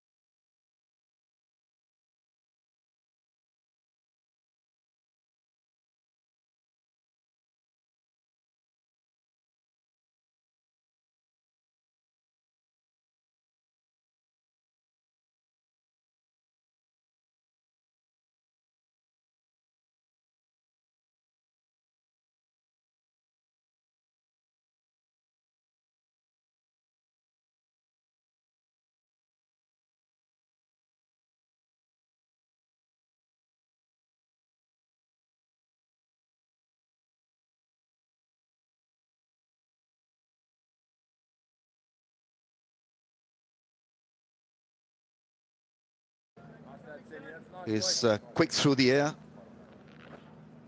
and gets that natural loop because he's pretty tall. 57 matches and almost 200 wickets for Asif Afridi.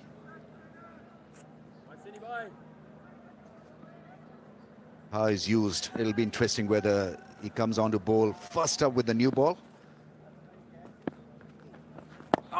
It's been a major success in white ball cricket, Asif Afridi. Let's see how he does the job in Test cricket. 88 for 1.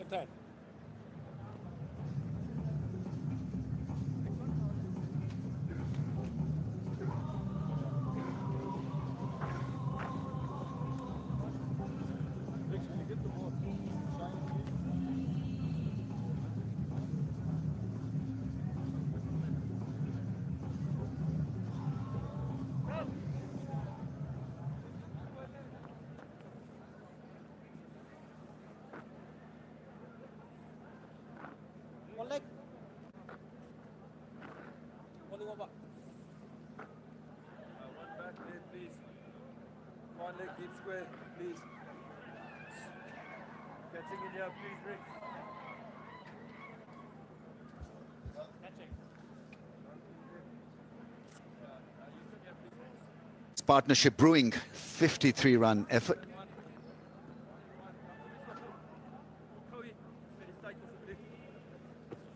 Not a bad choice. See whether the ball reverses a little bit, whether there is some variation in bounce. He's pretty tall, so if there's anything in the surface regarding variation, he'll be able to exploit it.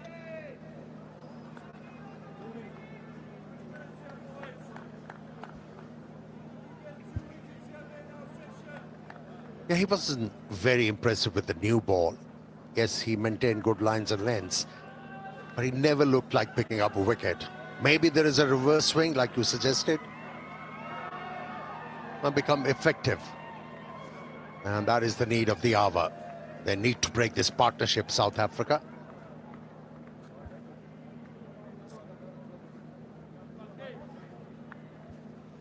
Keeping one side nice and shiny, they're expecting the ball to reverse, keeping the other one as dry as bone.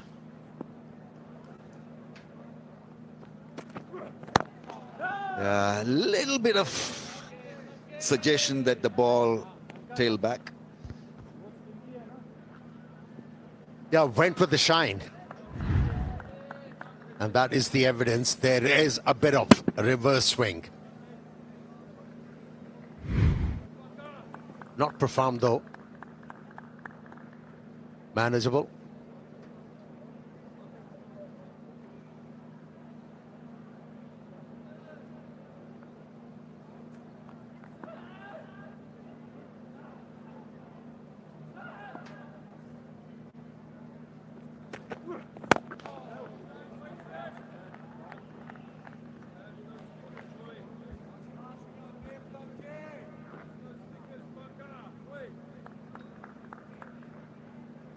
Pakistan fielding two left-arm spinners who are almost 40-year-olds. Mira Baksh, by the way, is the oldest Pakistan to make Test match debut at age 47.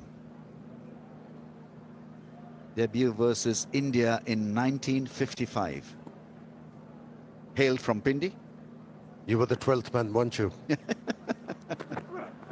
Oh, that's extremely well bowled once again. Let's move on.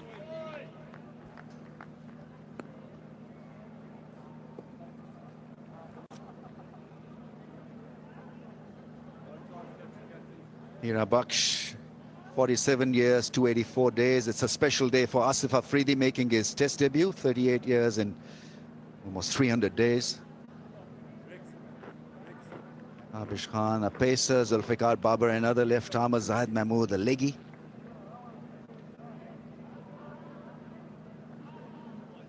A lot of spinners in that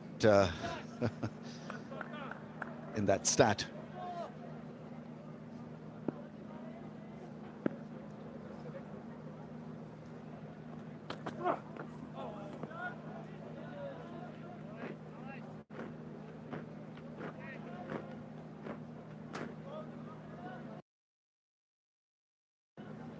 With Bengal Flowers 1100 plus branches, open your current account from nearest branch to enjoy various free services and earn Orbit rewards by maintaining or growing your balance.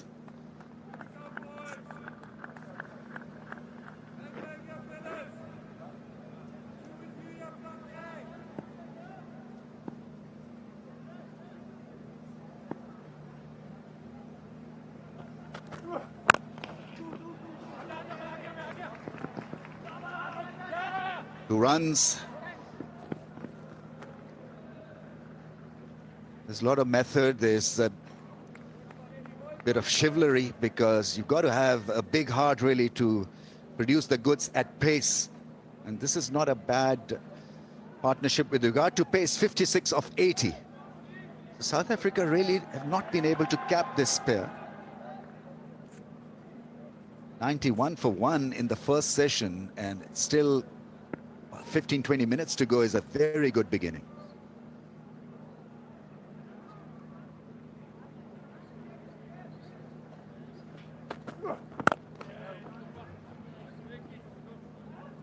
$91 for 1.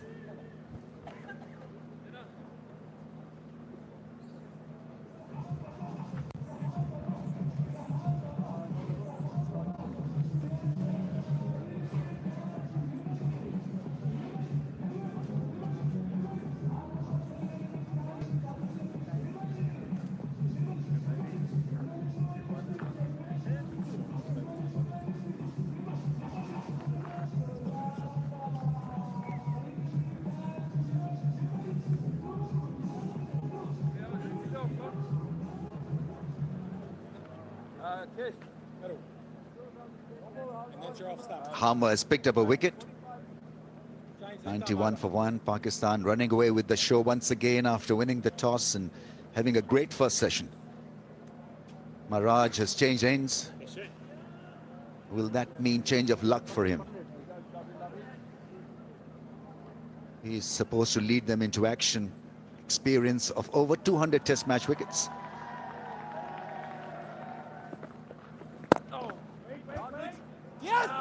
He's got plenty of experience bowling in test match cricket, and it surprises me that he's looking to bowl to a left-hander from over the stumps.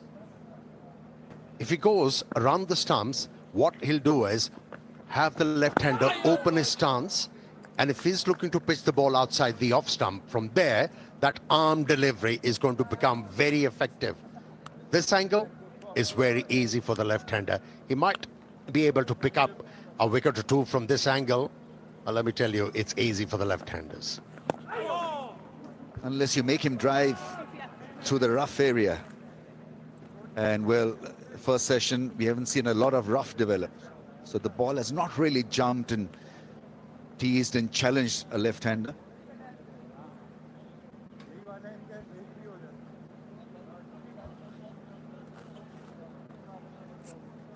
A lucky beginning. Abdullah Shafiq now looks settled. 34 of 69. Dropped when he was 0. Then on 15, there was an incident where the ball hit his off stump, but the bails did not shake.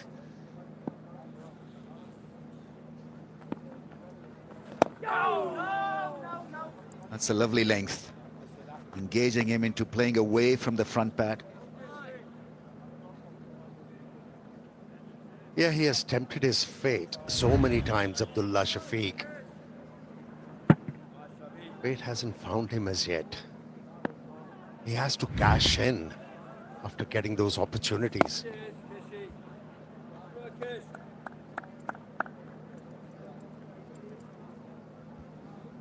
The fact that Pakistan have not played a lot of sweep shots, this tells you that they are in control.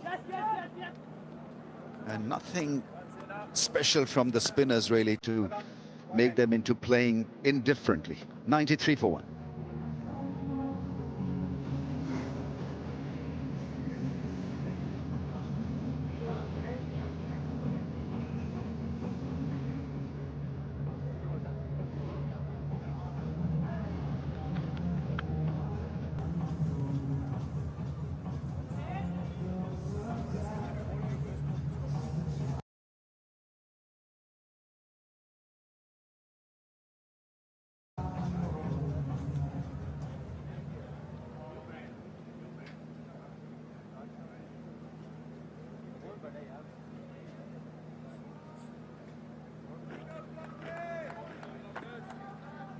Bit of an anticlimax session for the South Africans. They were hoping that things will work in their favor, but the pattern is the same as it was in that first test match.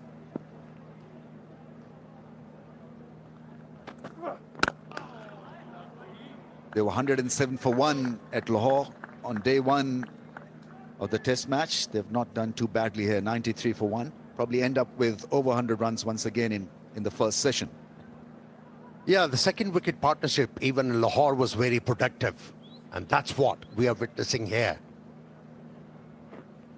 Number 1 and number 3 batter featuring in a partnership and scoring at a good rate, keeping the opposition under pressure.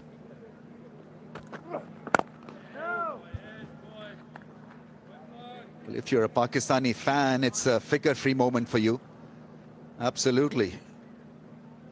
Laid back and relaxed. You can watch Pakistan dominate South Africa. Your ultimate insurance partner, by the way. Download figure-free app now.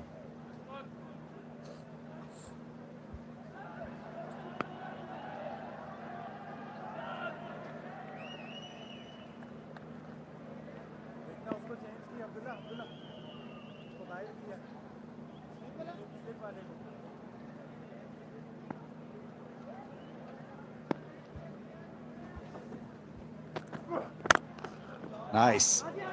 Partly stopped.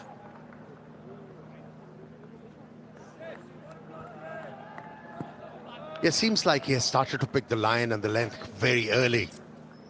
Abdullah Shafiq. He started to back himself and started to bat with a bit of freedom. Augurs well for Pakistan in this test match.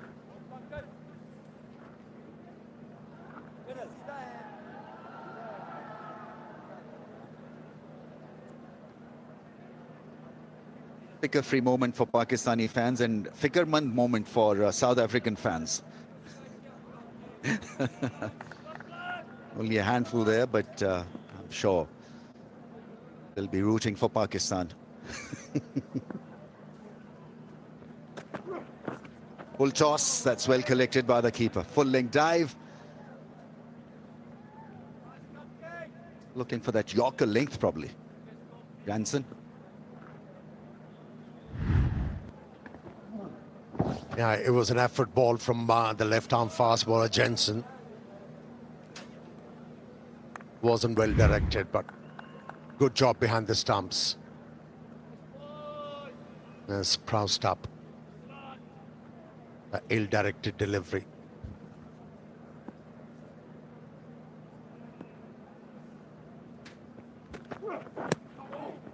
Another attempt at that fuller length, once again misses the target.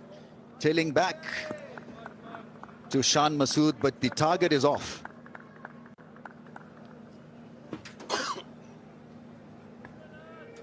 He's trying to reverse swing the ball with similar kind of wrist position where you look to swing the ball conventionally. It's not going to work. He has to make an adjustment. The left-arm fast bowler Jensen.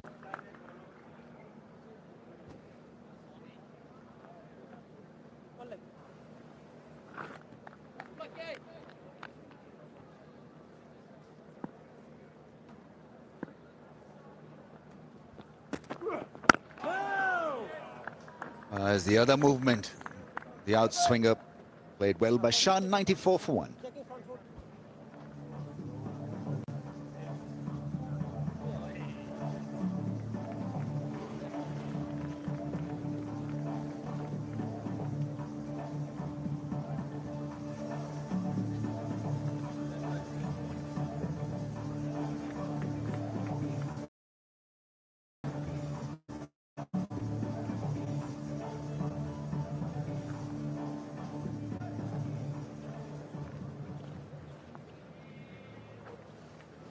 A towering session for Pakistan, 94 runs in 28 overs. The over rate has been very good.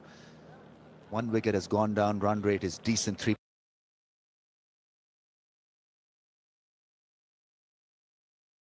3.36.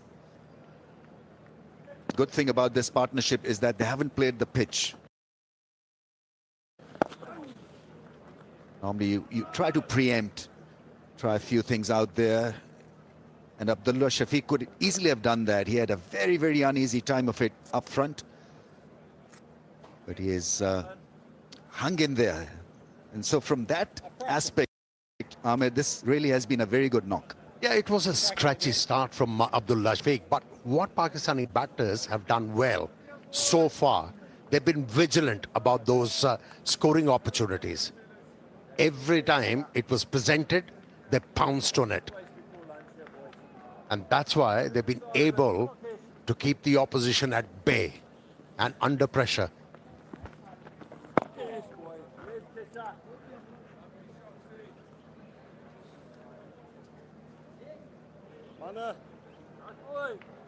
No real turn for Marat, so you've got to minimize the damage. South Africa 95 for 1 is a huge start. So got to have simple plans based on discipline, based on resilience, and hope that the batsman will make a mistake and get out. So right now it's Pakistan all the way, so you've got to respect that and make sure that you fall back on good discipline, good lines.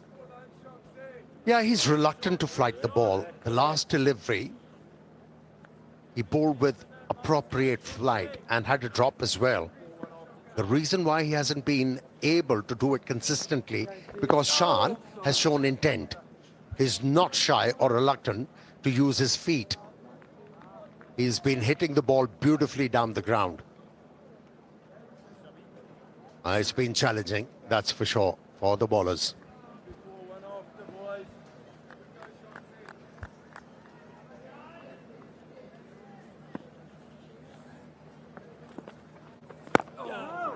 Nicely played, and it's 95 for 1. Right hand.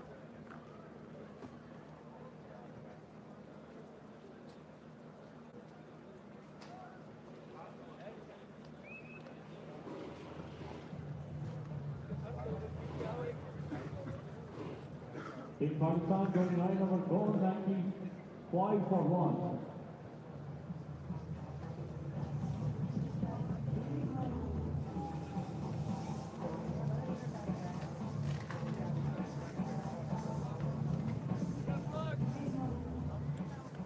A lot of Arsenal in the ranks in the shape of Babar and Saud and Rizwan and Salman Ali Agha. They bat deep, they bat well against spin.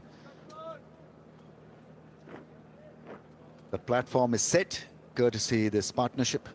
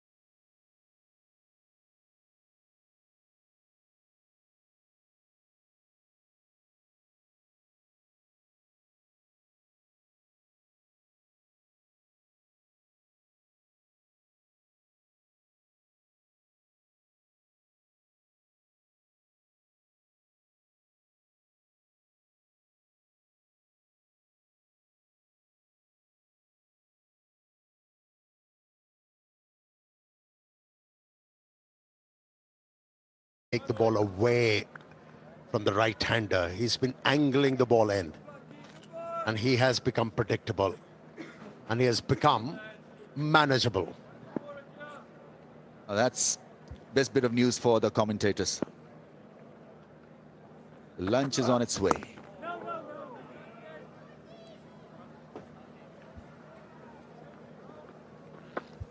That's another option, taking the pace off, bowler cutter, but it has to be pitched up in Test match cricket. That length was okay in T20 or shorter format, but you've got to have batsmen driving at it.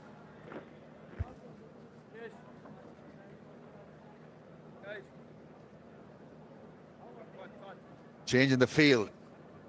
A man under the helmet. So maybe they're going to try their luck with that shorter length, or maybe a few cutters. There's 2 balls left in this over.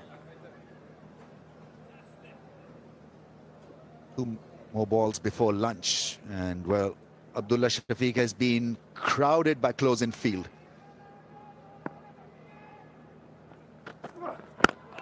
Well, shot plays it with a straight bat, and I think you can do that on this surface. I think there are certain surfaces where you're better off really playing the ball and defending off the back foot rather than going for the pull or hook shot, or looking to duck underneath a short ball, because that can be a little difficult compared to playing it like that, the last ball that he played.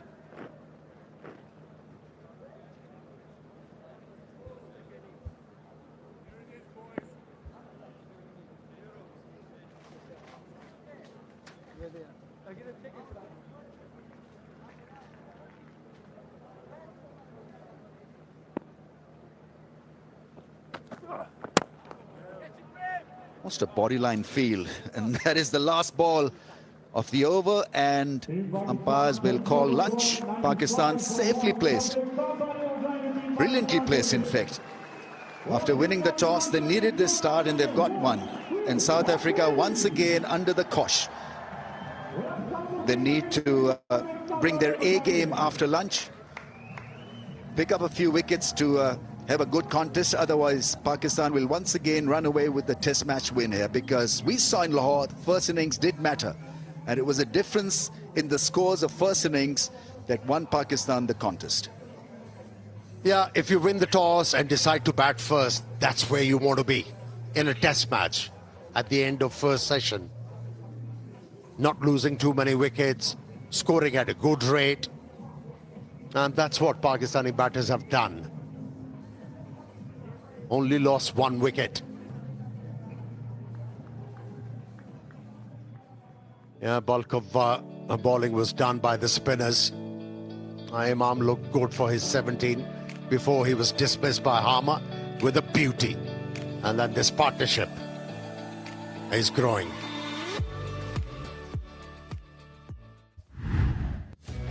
Pakistan started off a bit edgy. Few misses. This was a chance that was grasped by Stubbs. Sitter missed, and Abdullah Shafiq then was on knot, and then he started to flow through the offside. Some lovely shots. Abdullah Shafiq played a couple of handsome drives before he got a good one from Harmer. That was a beauty as well from Abdullah Shafiq.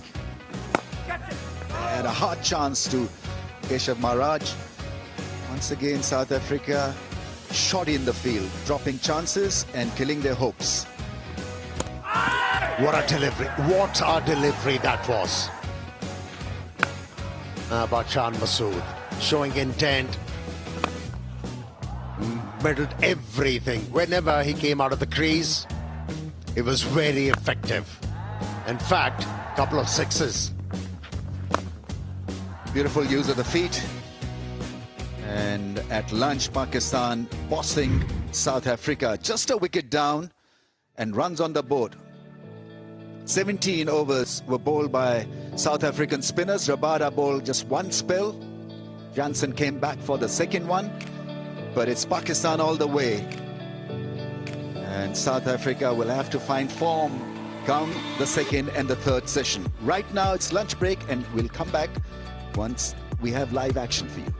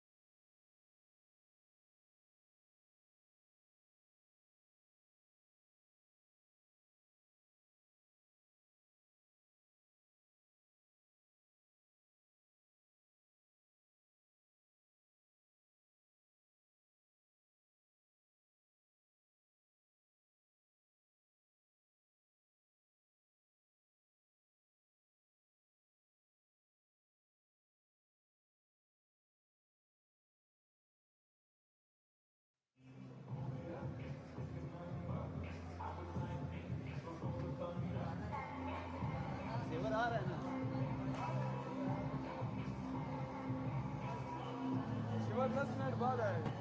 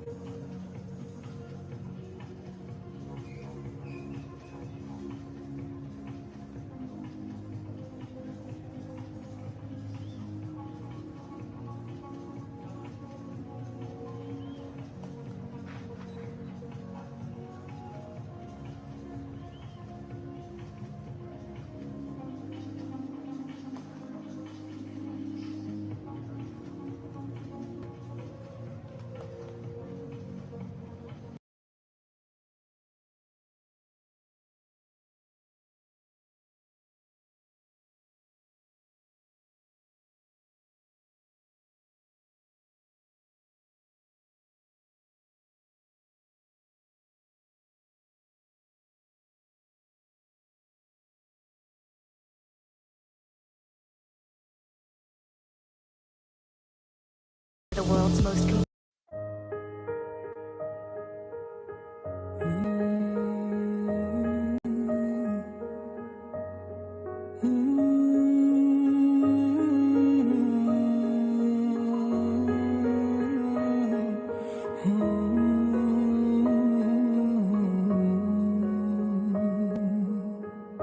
तू पास है मेरे पास है से मेरा कोई एहसास है जैसे तू पास है मेरे पास है से मेरा कोई एहसास है जैसे हाय मैं मर ही जाऊं जो तुझको ना पाऊं बातों में तेरी मैं रातें बिताऊं होठों पे लम्हा लम्हा है नाम तेरा है तुझको ही गाऊं मैं तुझको पुकारूं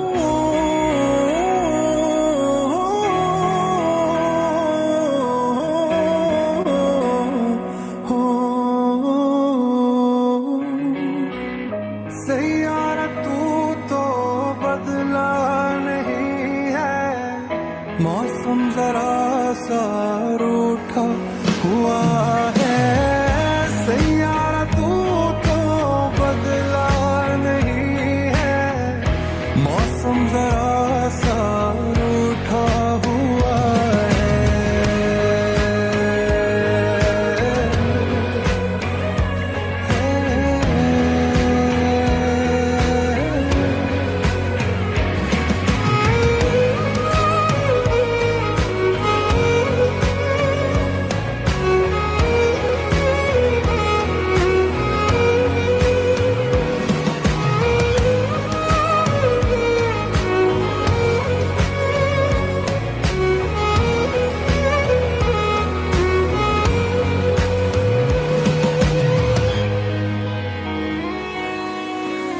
बीते लम्हों से दुनिया बसा लूं मैं तो तेरे आंसुओं का बना हूँ मेरी हंसी में तेरी सदाएं तेरी कहानी खुद को सुनाऊं यादों के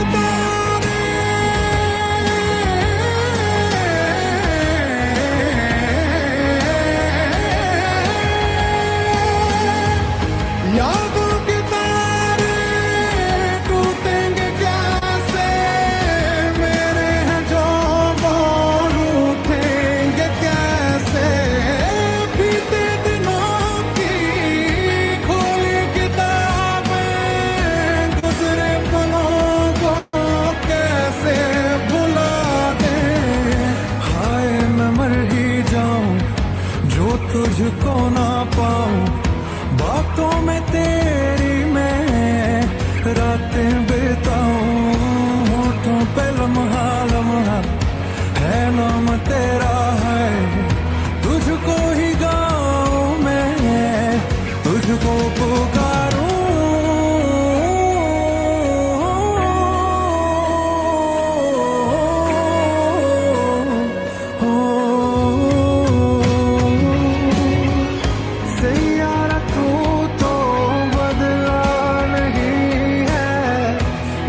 मौसम जरा सा रूठा हुआ है सैयारा तू तो बदला नहीं है मौसम जरा सा रूठा हुआ है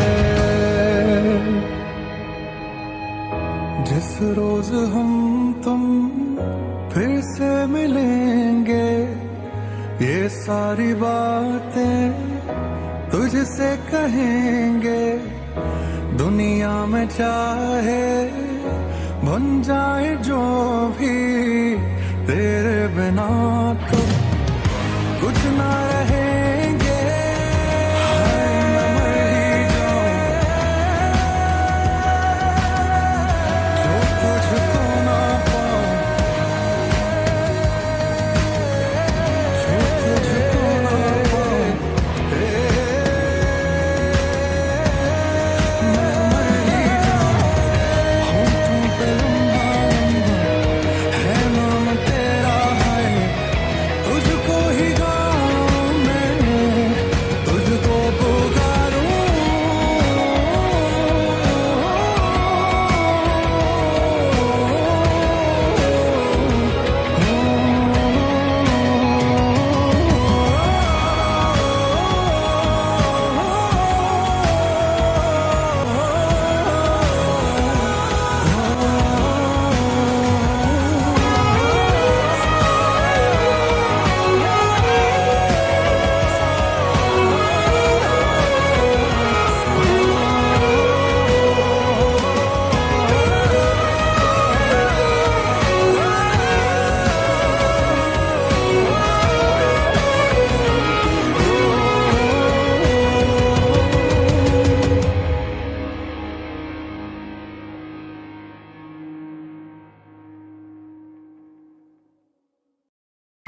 Do you need more power, more control? Then you need VPS hosting from Hostinger. Say goodbye to server limitations and access more storage, more memory, more bandwidth and speed. More for your money. Free Ream snapshot and free weekly automatic back.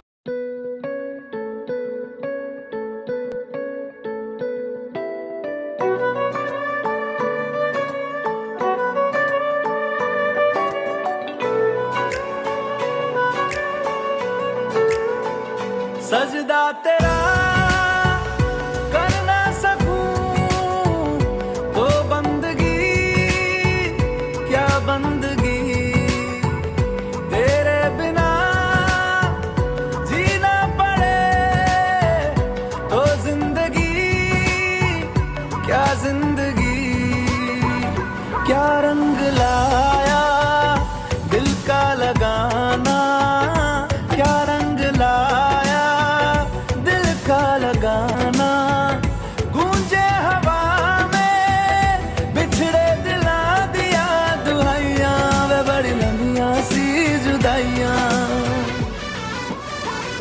तेरे निशान यादों में है तू क्यों नहीं तकदीर में नादान दिल है ढूंढता गुर्बत तेरी तस्वीर में मुमकिन नहीं है तुझको भुलाना मुमकिन नहीं है तुझको भुलाना देखे खुदाया दो आशिका दिया दवाइयां बड़ी लंबियां सी जुदाइयां यार ये तो सुन रही नहीं है डायरेक्टर की क्या कर रहा है थोड़ा सा मुंह बोले सही है थोड़ा सा उस तरफ आधा फेस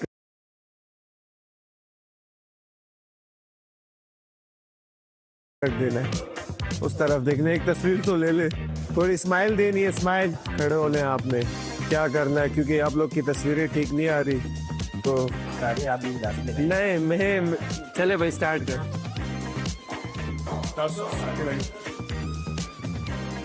स्माइल करते हुए ना दांत थोड़े से दिखे थोड़े दांत दिखने चाहिए हाँ स्माइल करते थोड़े से और ये जबरदस्त बिल्कुल बहुत अच्छी लग रही शर्ट आपके साथ आप क्या के प्यारे नहीं सुन सकते आगे तो मेरी खराब है प्यारी नहीं ज्यादा है ना well done good good good bro good. आपने ना देखो पैन नहीं जाया करना, ठीक है? किसमें? ये तस्वीरों में। ये बताएं जो आपको चाहिए कि यार तीनों चाहिए, तीनों मुझे चाहिए मगर भी चाहिए। ये भी कर ले आप, ठीक है? बट जो फ्रंट वाले ना उसमें स्माइल अच्छी सी देना, ये से नहीं देना, नहीं थोड़े से दांत दिखने चाहिए। ये तस्वीर आपकी पूरी क्रिकेट हिस्ट्री में सबसे बेस्ट आई है, क्योंकि मेरे डायरेक्टर आप।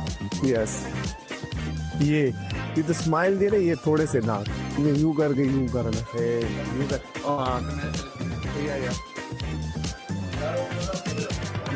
Thank you. और क्या अपनी जब मूवी बनाएंगे इसमें आप जरूर जरूर सही की हाथ नीचे। ये और एक सेकेंड वो स्टाइल करना, जो स्टाइल आई गया वो। हाँ जरूर आएगा, आप ऊपर कर तो इस तरफ से ऊपर कर रहे आप, बिल्कुल साइड नहीं आ रहा। थोड़ी सी स्माइल दांत दिखने चाहिए यार। ये चलो भाई, ये पकड़।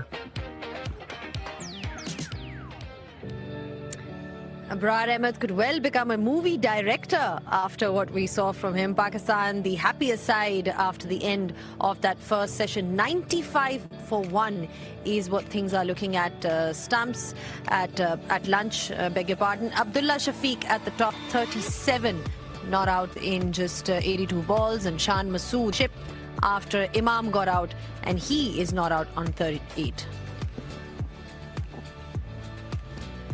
From a bowler's perspective, South Africa had their chances. We saw a couple of chances put down. Overall fielding, again, a concern for them. Rabada creating some chances. Let's not forget, Janssen has also been brought in. He is the change, apart from Maharaj, that has been brought into this South African side to really get them some wickets. Simon Harmer was perhaps the pick of the bowlers, taking that one wicket of Imam ul Haq. Currently, as things stand, it's 95 for 1. Well, we're back on pitch side and just discussing how that first session went. Pakistan firmly in control of the situation. South Africa had their opportunities. Talk all about that. I've got with me Amir Sohail and Sean Pollock. Amir, how did you think that first session went for Pakistan? Perhaps the happier side going into lunch? Obviously, when you win the toss on a surface like this, you want to be in a position where is Pakistan at the moment. And with the fact that they have only lost one wicket, an encouraging aspect was scoring at a good rate. And that has kept South Africa under pressure. Things could have been different if those chances were taken, but it happens in cricket and Pakistan are making the most of it. Well, South Africa got an opportunity early on in the day today, Polly. So there were chances that were created, but not really taken. Yeah, it was disappointing that first over, particularly for Rabada. There could have been 4 balls in and they could have had a breakthrough. Adil Shafiq would have been on his way. But I think surface-wise, it's a better pitch. There's no doubt about that. Not as much turn. We saw the degree of turn is not nearly as pronounced as what we saw in that first test match. I thought the effort of Rabada and Janssen, I thought was very good up front. I think those 10 overs that they bowled together, I think they were fantastic. The scoring rate, they kind of went nowhere, Pakistan.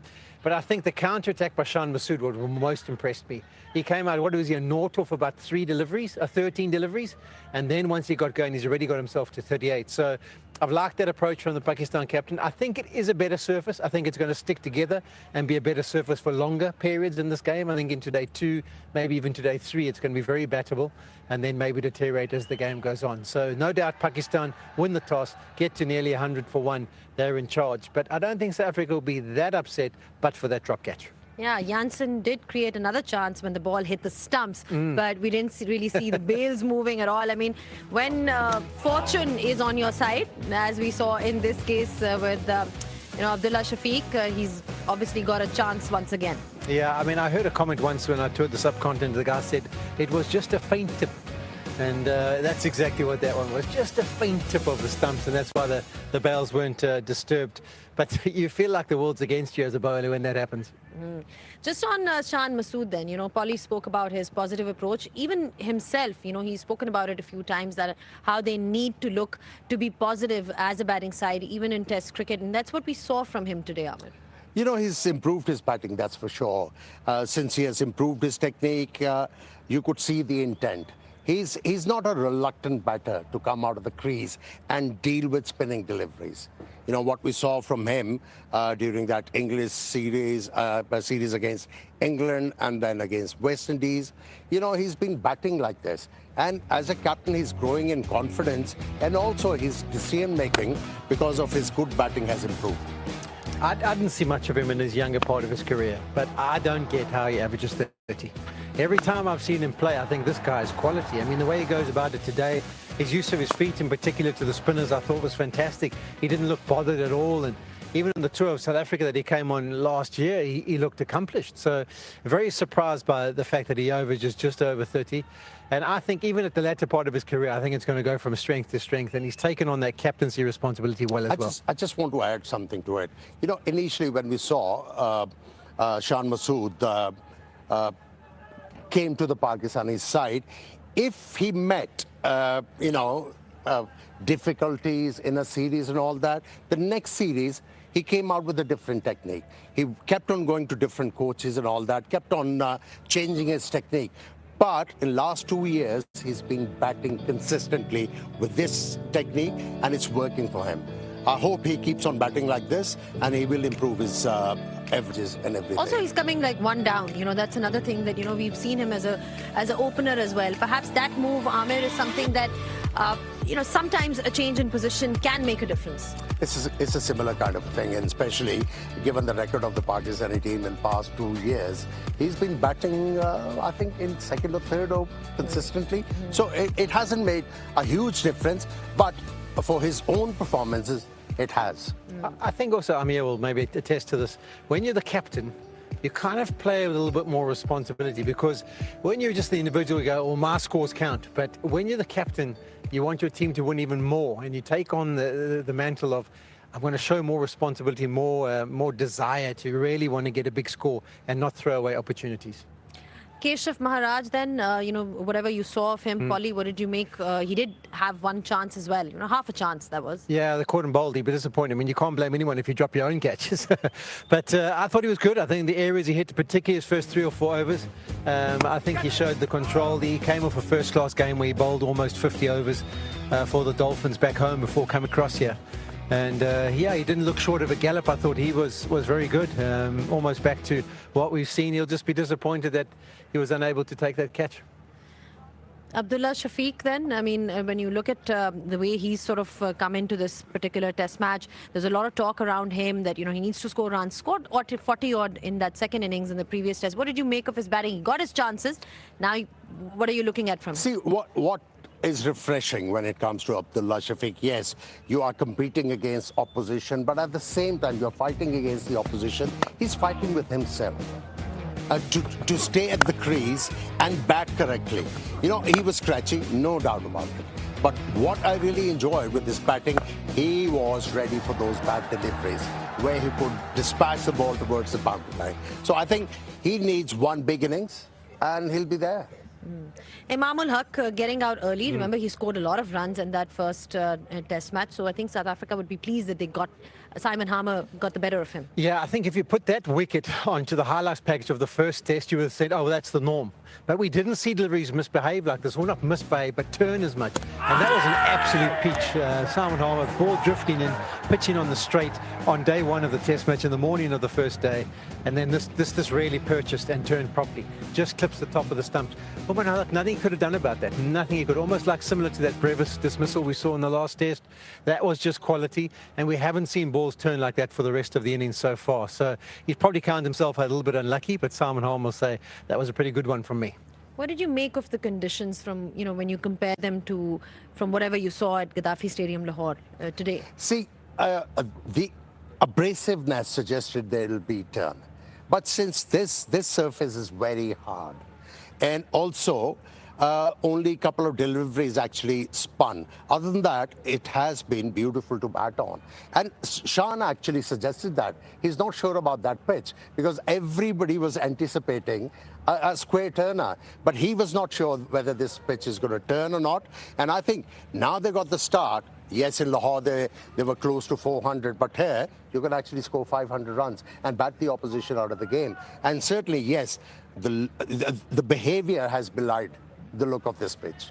What should South Africa's approach then be after in this session post-lunch? Because obviously, they'd be looking to get the control back towards themselves. Yeah, I don't think they did anything wrong. I think I'd love a little spell from Rabada after lunch with one of the spinners, maybe Kesha from the other side, and just to show some energy and try and break that partnership that's developed. And then I think they have to be smart about their field setting, because there is the ability, it's easier surface, so they can pick up boundaries, protect those, have a bit of an in-out field, and make sure that it's difficult to score quickly, and you still got your catching opportunities. See, Lahore pitch demanded the spinners to bowl at the pace of about 84 to 90, but here, as a bowler, you have to be below 80 kilometers per hour to get some purchase from this surface. All right, then. So it's going to be an interesting session post-lunch. Pakistan will be looking to build this partnership. And Masood is out there playing really well. And South Africa will be looking for some wickets. We're ready now for the session after lunch. It's over to the boys in the commentary box. South Africa will have to make it happen. Otherwise, the ship will sail and they will have not a lot of opportunity to crawl back into this contest. It's about making it happen in this particular session. It's not going to be easy to bowl to a pair that's looked completely at ease. 60 of 105 ball partnership. Maharaj and company will have to spin a web. And somehow early blows are needed by South Africa to make it an interesting session for themselves, because the last one clearly belonged to Pakistan. They were in command and they had a set strategy which was based on good common sense footwork. Didn't play a lot of sweep shots, but they managed to use their feet and were proactive, which was the case in the last test match also. Not wanting to drop anchor unnecessarily. The balls were there to hit. They were quite prepared to take charge. Rabada just bowled one spell of 6 overs. Marco Jansen bowled a couple of spells. Maharaj 10 overs, none for 24. That wickets column from the spinners need to impress for South Africa to make progress in this test match. I've got Waqar Yunus here with me. Waqar, Pakistan in a very, very good situation here to have another good session. Like last test match,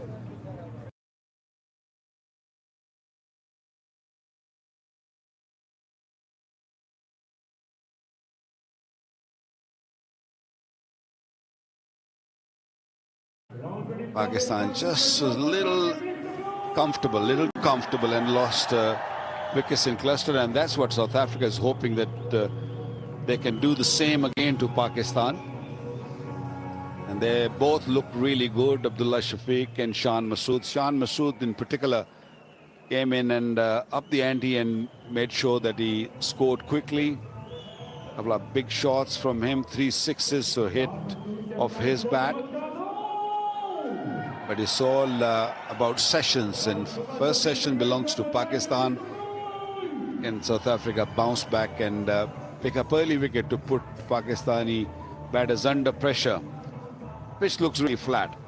Batted quite nicely so far. No real demons, no real spin we have seen from the surface, apart from maybe one delivery which got them wicket of Imam ul Haq. Things are looking quite comfortable for the batters. Let's see whether there's any variation in the surface in this session, because the jury is still out. I think this pitch will have something in it for the pacers and for the spinners. Reverse swing from pace. But it was a dull session for South Africa, except for one ball from the off spinner Harmer. Nothing much has happened,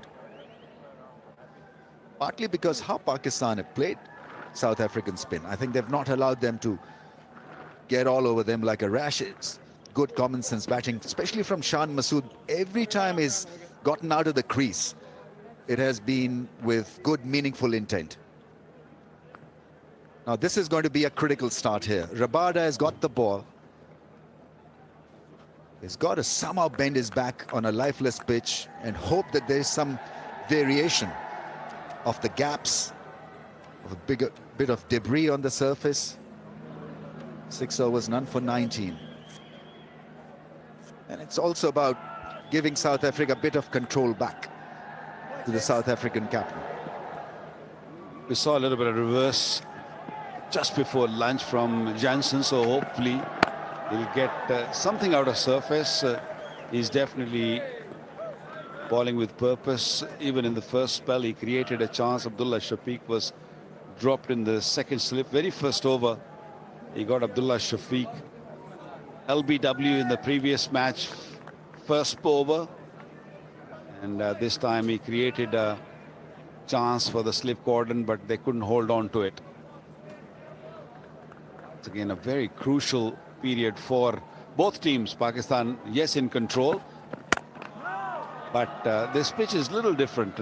Not seen the ball keeping that low. Even in the previous game, first day, the ball was not really coming onto the bat. It was odd one were keeping low. It was a hard work for the batters, not only for the bowlers, but you can see the difference from the previous game, that this pitch is a lot harder. And I guess with the cooler weather, a little bit cooler weather, is staying quite hard.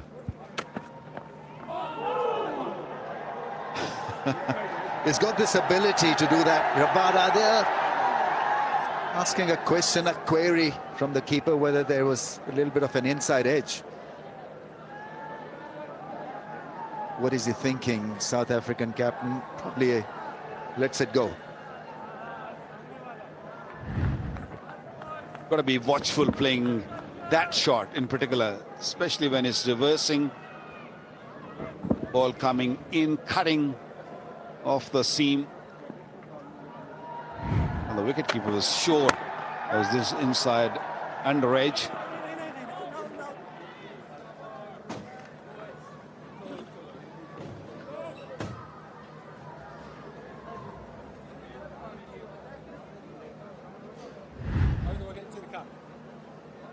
Well, try shows nothing. The deadbeat.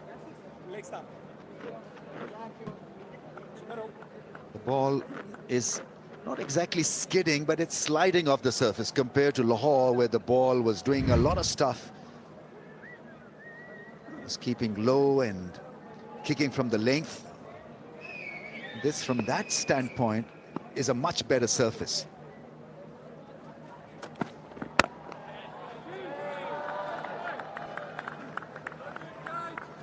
It always takes a little bit extra time for overseas teams to come in Pakistan and understand these pitches and get the right lines and right lengths. And I feel, watching the first session, South Africans were pretty good. Apart from Shan Masood's couple of big blows, they were spot on. Again, a perfect length. And at the over, 96 for 1.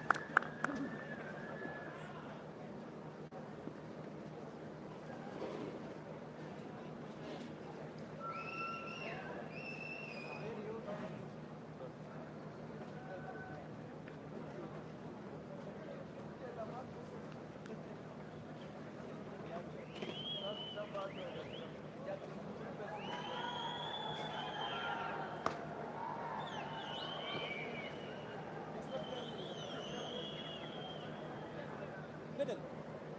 96 for the loss of 1 then. There's a lot of interest in Babar Azam. His fans have come here once again to see him bat and bat well. So pace from both ends. Marco Jensen coming on to bowl. In the meantime, it's a Tapalti moment for him. Yeah, he looks very relaxed.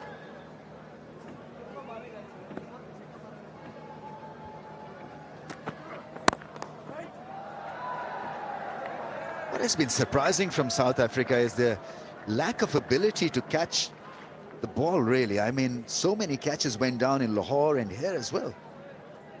It just makes their effort so much more difficult.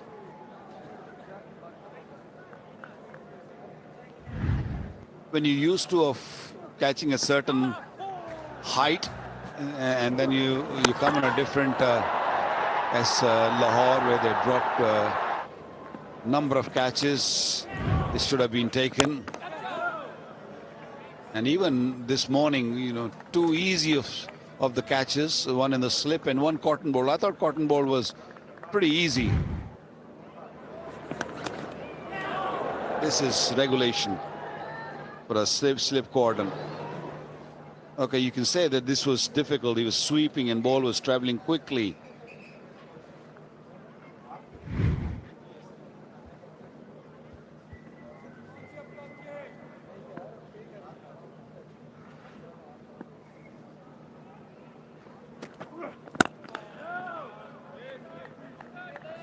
Nice delivery back into the stumps. It just robs them of being in a powerful position. Salman Aliagha was dropped when he was on 36, went on to score 93, and today, this morning, it was a sitter, really. And that too, it wasn't late in the day. This was the first over, and you're all geared up, you're all looking to catch everything. And he just dropped a catch. And the worst bit is that Abdullah Shafiq's still out there, and every run he's going to score is going to hurt.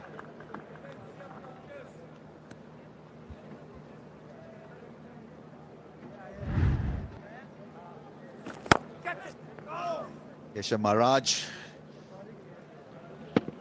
he's allowed that, maybe jet lagged, who knows, but really he was there. Is normally a safe pair of hands. He hardly drops anything, especially to cotton ball. He's very, very good. Yeah, good, very good from Shan. Full face of the blade, playing it straight and running. As he plays the shot, he runs for the single, keep rotating the strike. Left hand, right hand at the crease. Always core issues to the bowlers.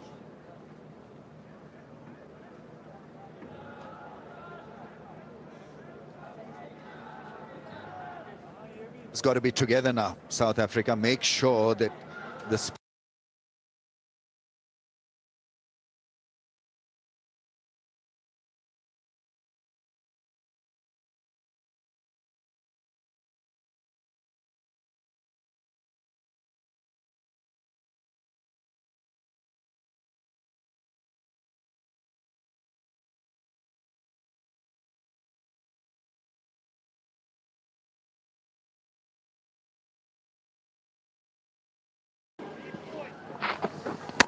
yeah, he's batted well against spin. Good use of the feet. Yeah, lovely, neat swing of the bat and clearing the field regularly.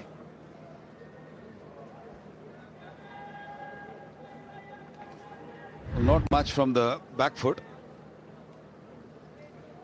And Masuda used his feet very, very nicely.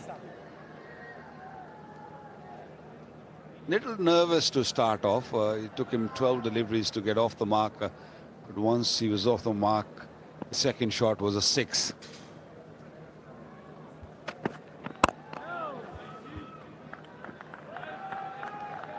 Watch Rabada use the crease. He's smart enough really to do that. This was wider of the stumps, that last ball. This is some of the batting of Shan Masood. Never allowed the spinners to settle. So every now and then he used that. Use the feet down the track. Good ability to hit the ball in the air with firm intention. I think that is where he's been different, refreshingly good. This time closer to the stumps. Just poking his bat at that one. It's a testing line from round the stumps. He's looking to swing it away from left-handers off stumps. So the slip, there's one slip only in place. It's got to be in the right position. Rabada is looking to target that off stump. He's coming from what, 4th or 5th stump and trying to bring the ball back into the left-hander Shan Masood.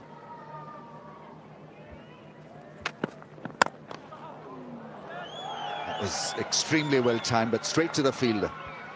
That's a good pitch, isn't it? That's a real good surface to bat on. Balls, what, 32 overs old, and ball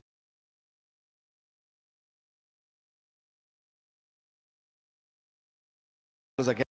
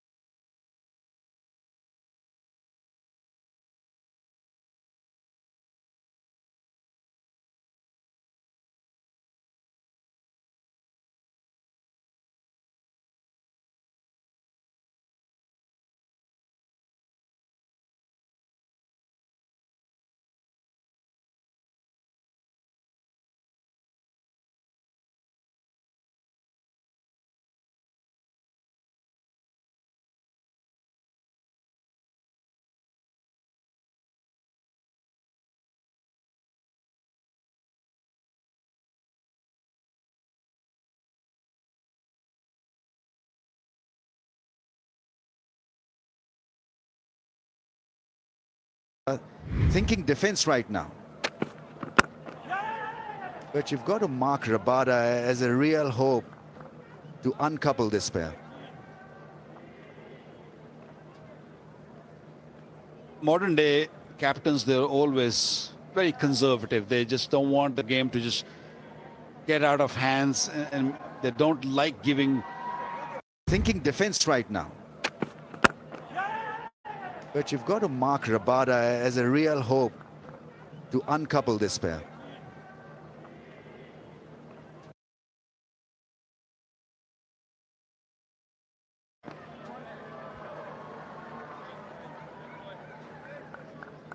Really laid back shot because he had ample of time to play that one. Picks up a single of the last ball of that over. 103 for 1.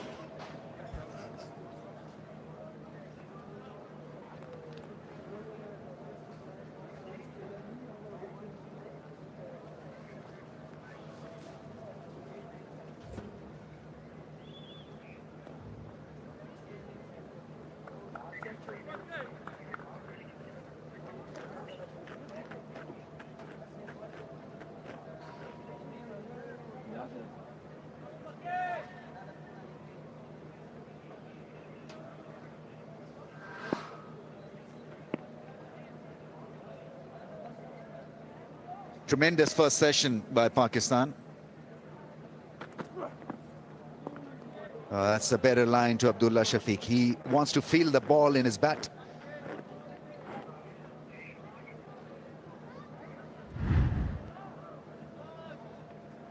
Just an invite. Your reflexes are just a little bit slow after a break in the session. Takes a little bit of time to settle down, so just luring him or trying to lure him into driving one away from his body.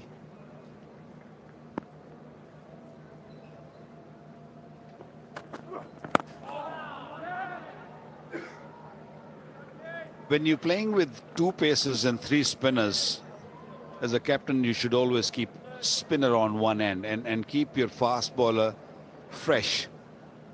Bowling both in tandem sometime can be a little dicey because Markram might be needing one of their fast bowlers later on in the day or maybe tomorrow morning. So you want to keep legs a little fresher. But once you bowl both of them, they bowled early in the day also, one spell, and now again Jensen has bowled 2 spells already. So it's better to just have one spinner, one end, and then keep rotating your pacer, because not much is happening from the pitch. And so just keep your spinner on. I know Shan likes to get on, likes to play those big shots, but that's where he can create opportunity also. This was another reverse swing Yorker. Well played, Shan. Well, you've got to be just a little bit more pacey. to go through the defense. That Yorker ball at 138.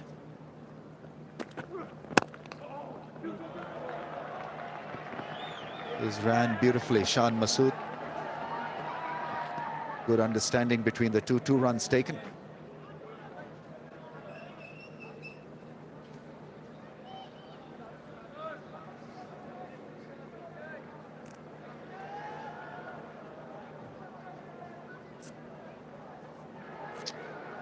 %100% confidence with dandruff-free hair. Hello, hair. Hello, hello.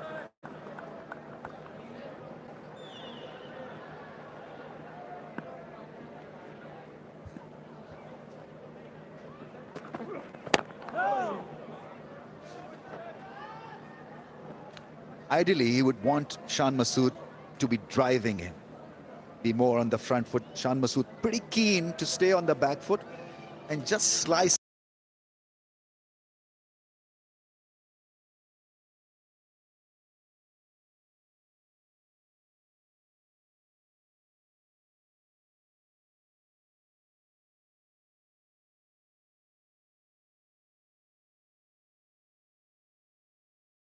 The ball rather than driving through the offside.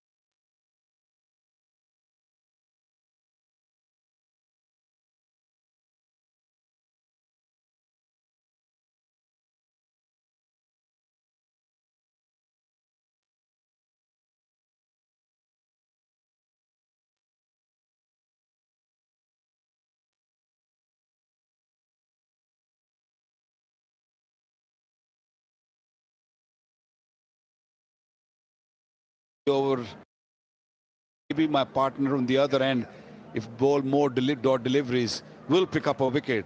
Batters can get frustrated. Now that has got to be a deathly sound for a bowler of bat, middling the ball, and Abdullah Shafiq had plenty of time really to play that off the front foot. It's disheartening. Shape away with a bit of bounce. Working away at Rawada.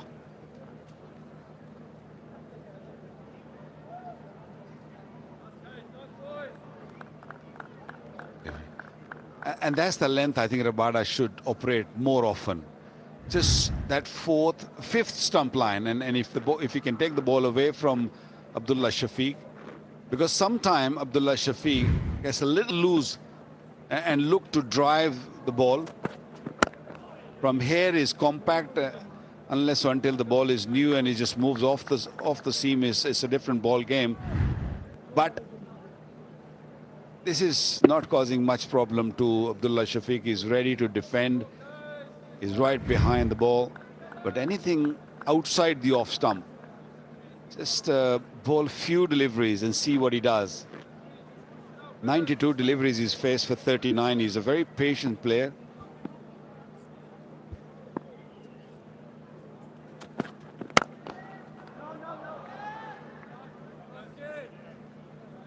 Another Rabada over negotiated cleverly. 108 for 1.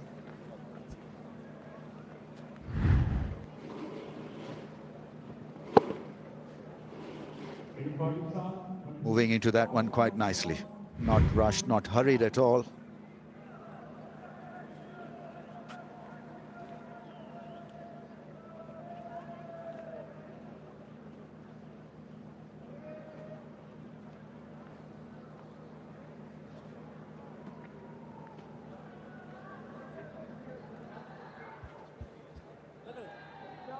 Partnership growing quite nicely. 73 over 135 deliveries.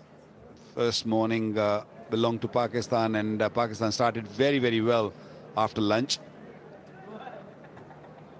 Right, the field is in. He's on 49. Gets it away for a single, maybe two for Shan Masood. And a lovely 50 from Pakistan captain. His fourth 50-plus score in last 8 Test match innings. Leading from the front. And he's adding value to the dugout. Scoring runs, if you're a batting skipper, is so important. And this has been a tough pitch once again. But he's weathered the storm. He's got a plan. And he's followed it through. Yeah, equally good against spin and pace. In good form, very busy player.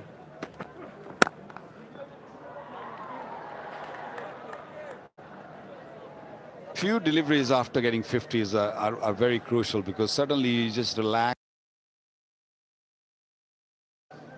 You achieved a milestone.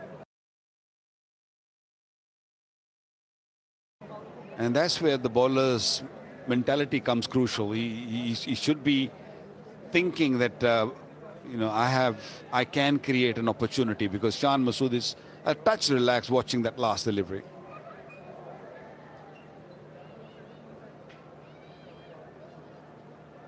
I think the ball seems to have lost a bit of shape.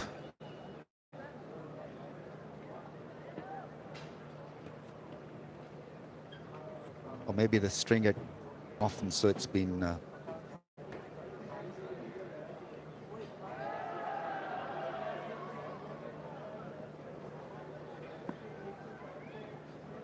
He's a tall man, isn't he? He gets that extra bounce. On a slow pitches like that, sometimes it's difficult for this sort of height to cope things, because him growing in South Africa on those bouncy pitches, enjoying his bowling, and suddenly comes to Pakistan on a slow docile pitch. It's not easy. He's still smiling, which is good. Well, he's made him play away from the body, but there's no pace in the surface, so the ball just goes down every time it's edged, or almost every time it's edged.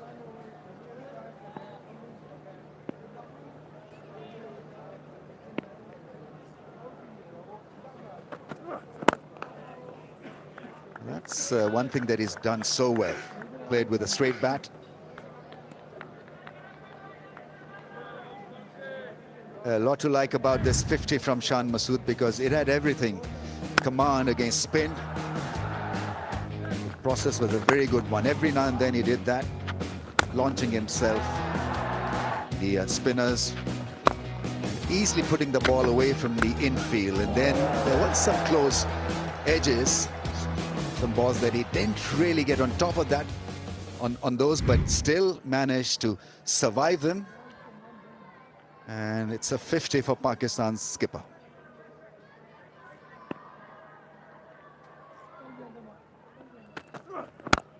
Once again, plays it with a straight bat. The wagon wheel of Shan Masood will let us know that how good he has been down the ground against spin. He hasn't played the sweep shot at all, not even a single one, I think, but it's just a very good spread of offside and leg side play. Those 3 sixes that he hit were off spin. I think the reason why he didn't play those sweep shots is Markram putting the fielders out straight away as he walks in. Sometimes you have to attack and keep the fielders in, so make him play those sweep shots, which are risky early on in the game. Control Abdullah Shafiq into the 40s. And it's 112 for 1.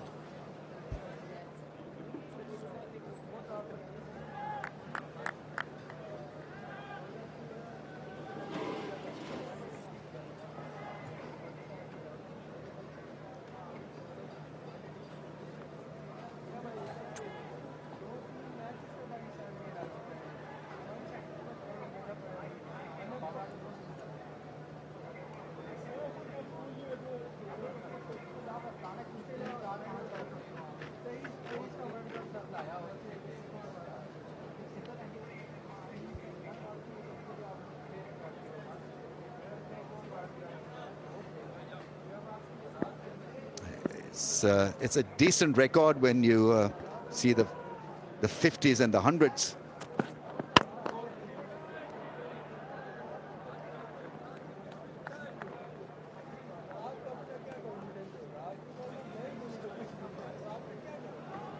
Sometimes test match cricket can be boring, but it can change very quickly. That's the beauty of the game. You're not fighting physically out there. You're also fighting mentally against each other.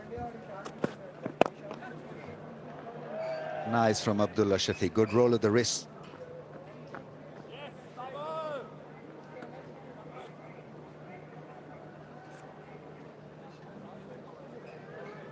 It's chai time here. Tapal tea moment. Tapal, the #1 tea brand of Pakistan. Fraction. Big stop.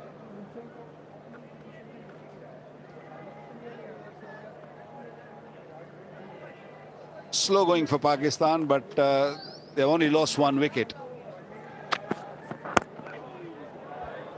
Bit of variation will not hurt. I haven't seen South Africa really do something out of the ordinary, like the cutters, like the bouncer strategy. Because generally it has been a regular impact, regular traffic. Hit the length and look for batsmen to make a mistake.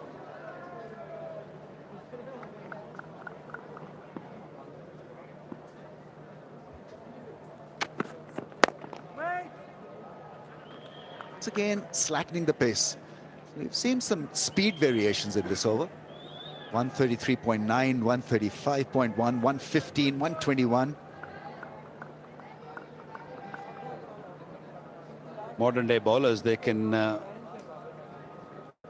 change their pace, whatever pace they want to, at will. And nowadays it was more like either quick or very slow. Nothing in the middle, but Rabada doing it nicely.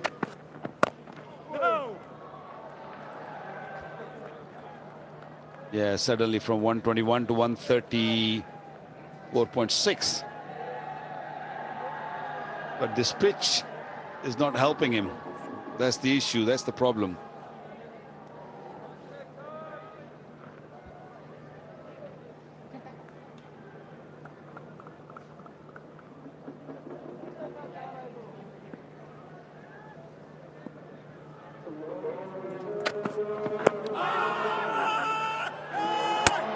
to be.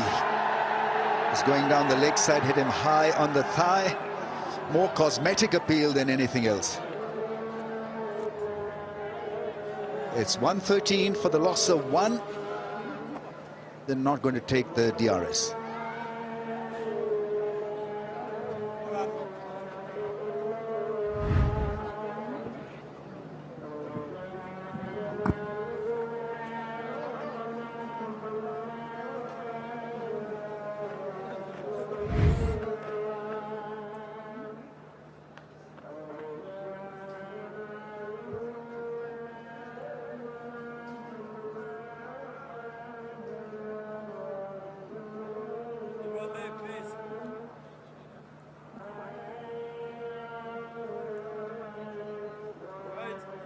Auto 78, Pakistan building steadily and in no alarms with the two batters.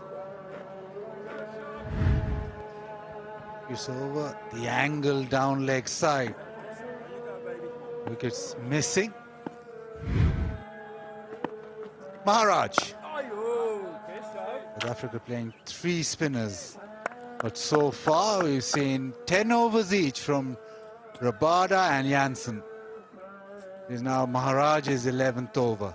First ball after lunch. Yeah, it's going to be interesting to see what Pakistan decide to do. They've negated this fast bowling pair of Jansen and Rabada, and now they look to put pressure on these spinners. They're very good at doing that in the first session of the day. Particularly Shan Masood, I thought his approach was wonderful. Once he'd got himself in, slow to get off the mark, but used his feet with great effect. Good crowd in here in Rawalpindi. He just carries on that one, the arm ball, the undercutter, almost through. You had to ask me, what is the strength of Keshav Maharaj? It's his ability to continue attacking the stumps. Whether it's one-day cricket, T20 cricket, Test cricket, so many of his deliveries will end up in and around the stumps line. Oh no, is that down? I think it is.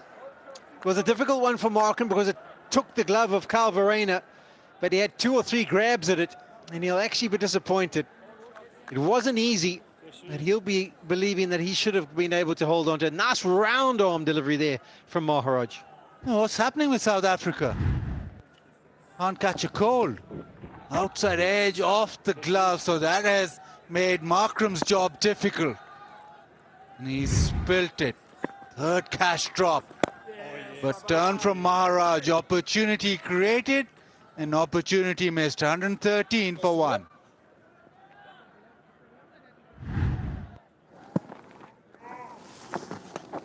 You have a look at it. Markham had his hands going into the perfect direction to take it. Verreynne went at it, and that just caused a few problems because it hit him underneath the armpit, and then he never really was able to recover.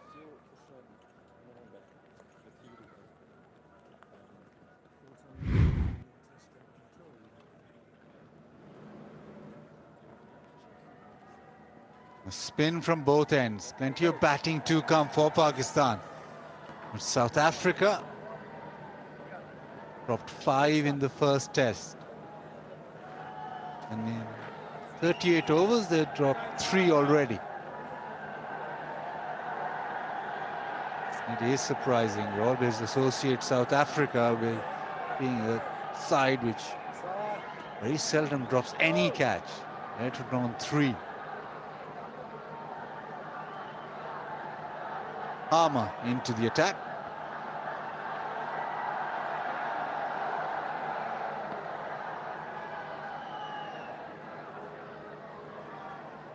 From the media, and here's where he got his wicket.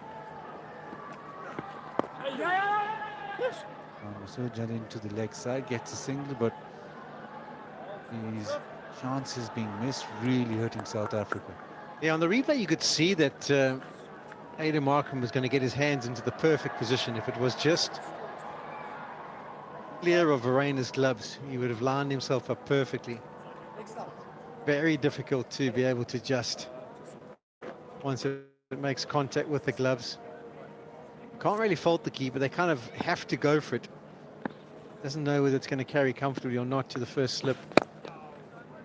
But there's no doubt that by him going and getting just something on it. Just watch. Here he goes, and then the nick is, and then Markham can't do anything. He tried 2 or 3 times.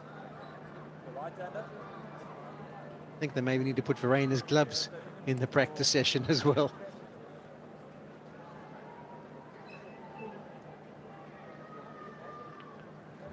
And nothing wrong there.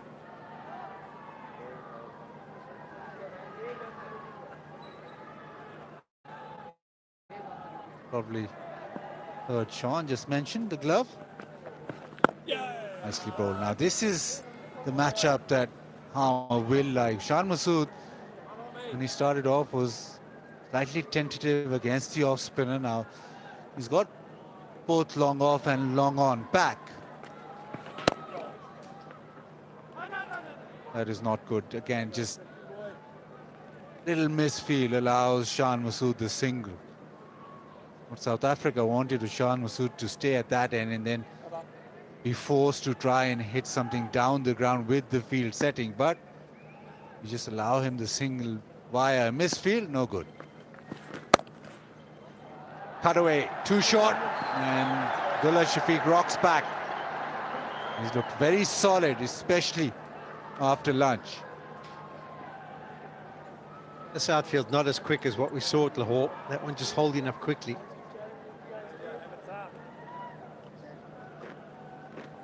And see Simon Harmer missing his line like that as well, but this cost the 2.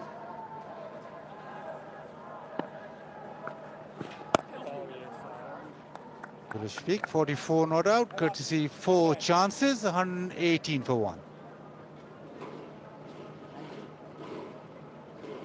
Come on.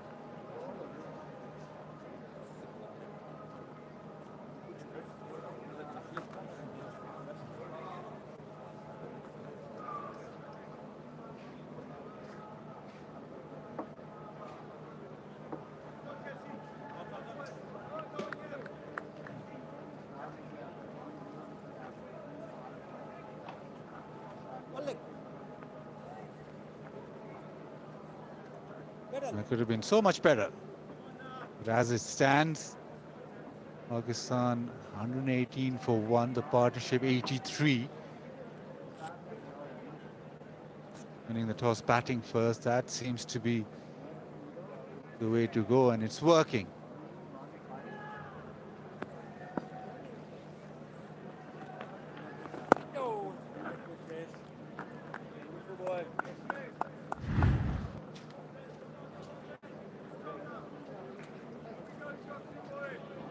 Dropped his arm, got the ball to really bite off the surface.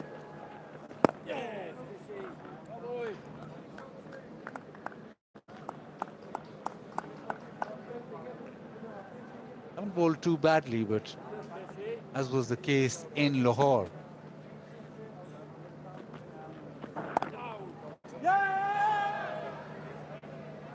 Being able to hang on, and that allowed Pakistan a decent first inning total.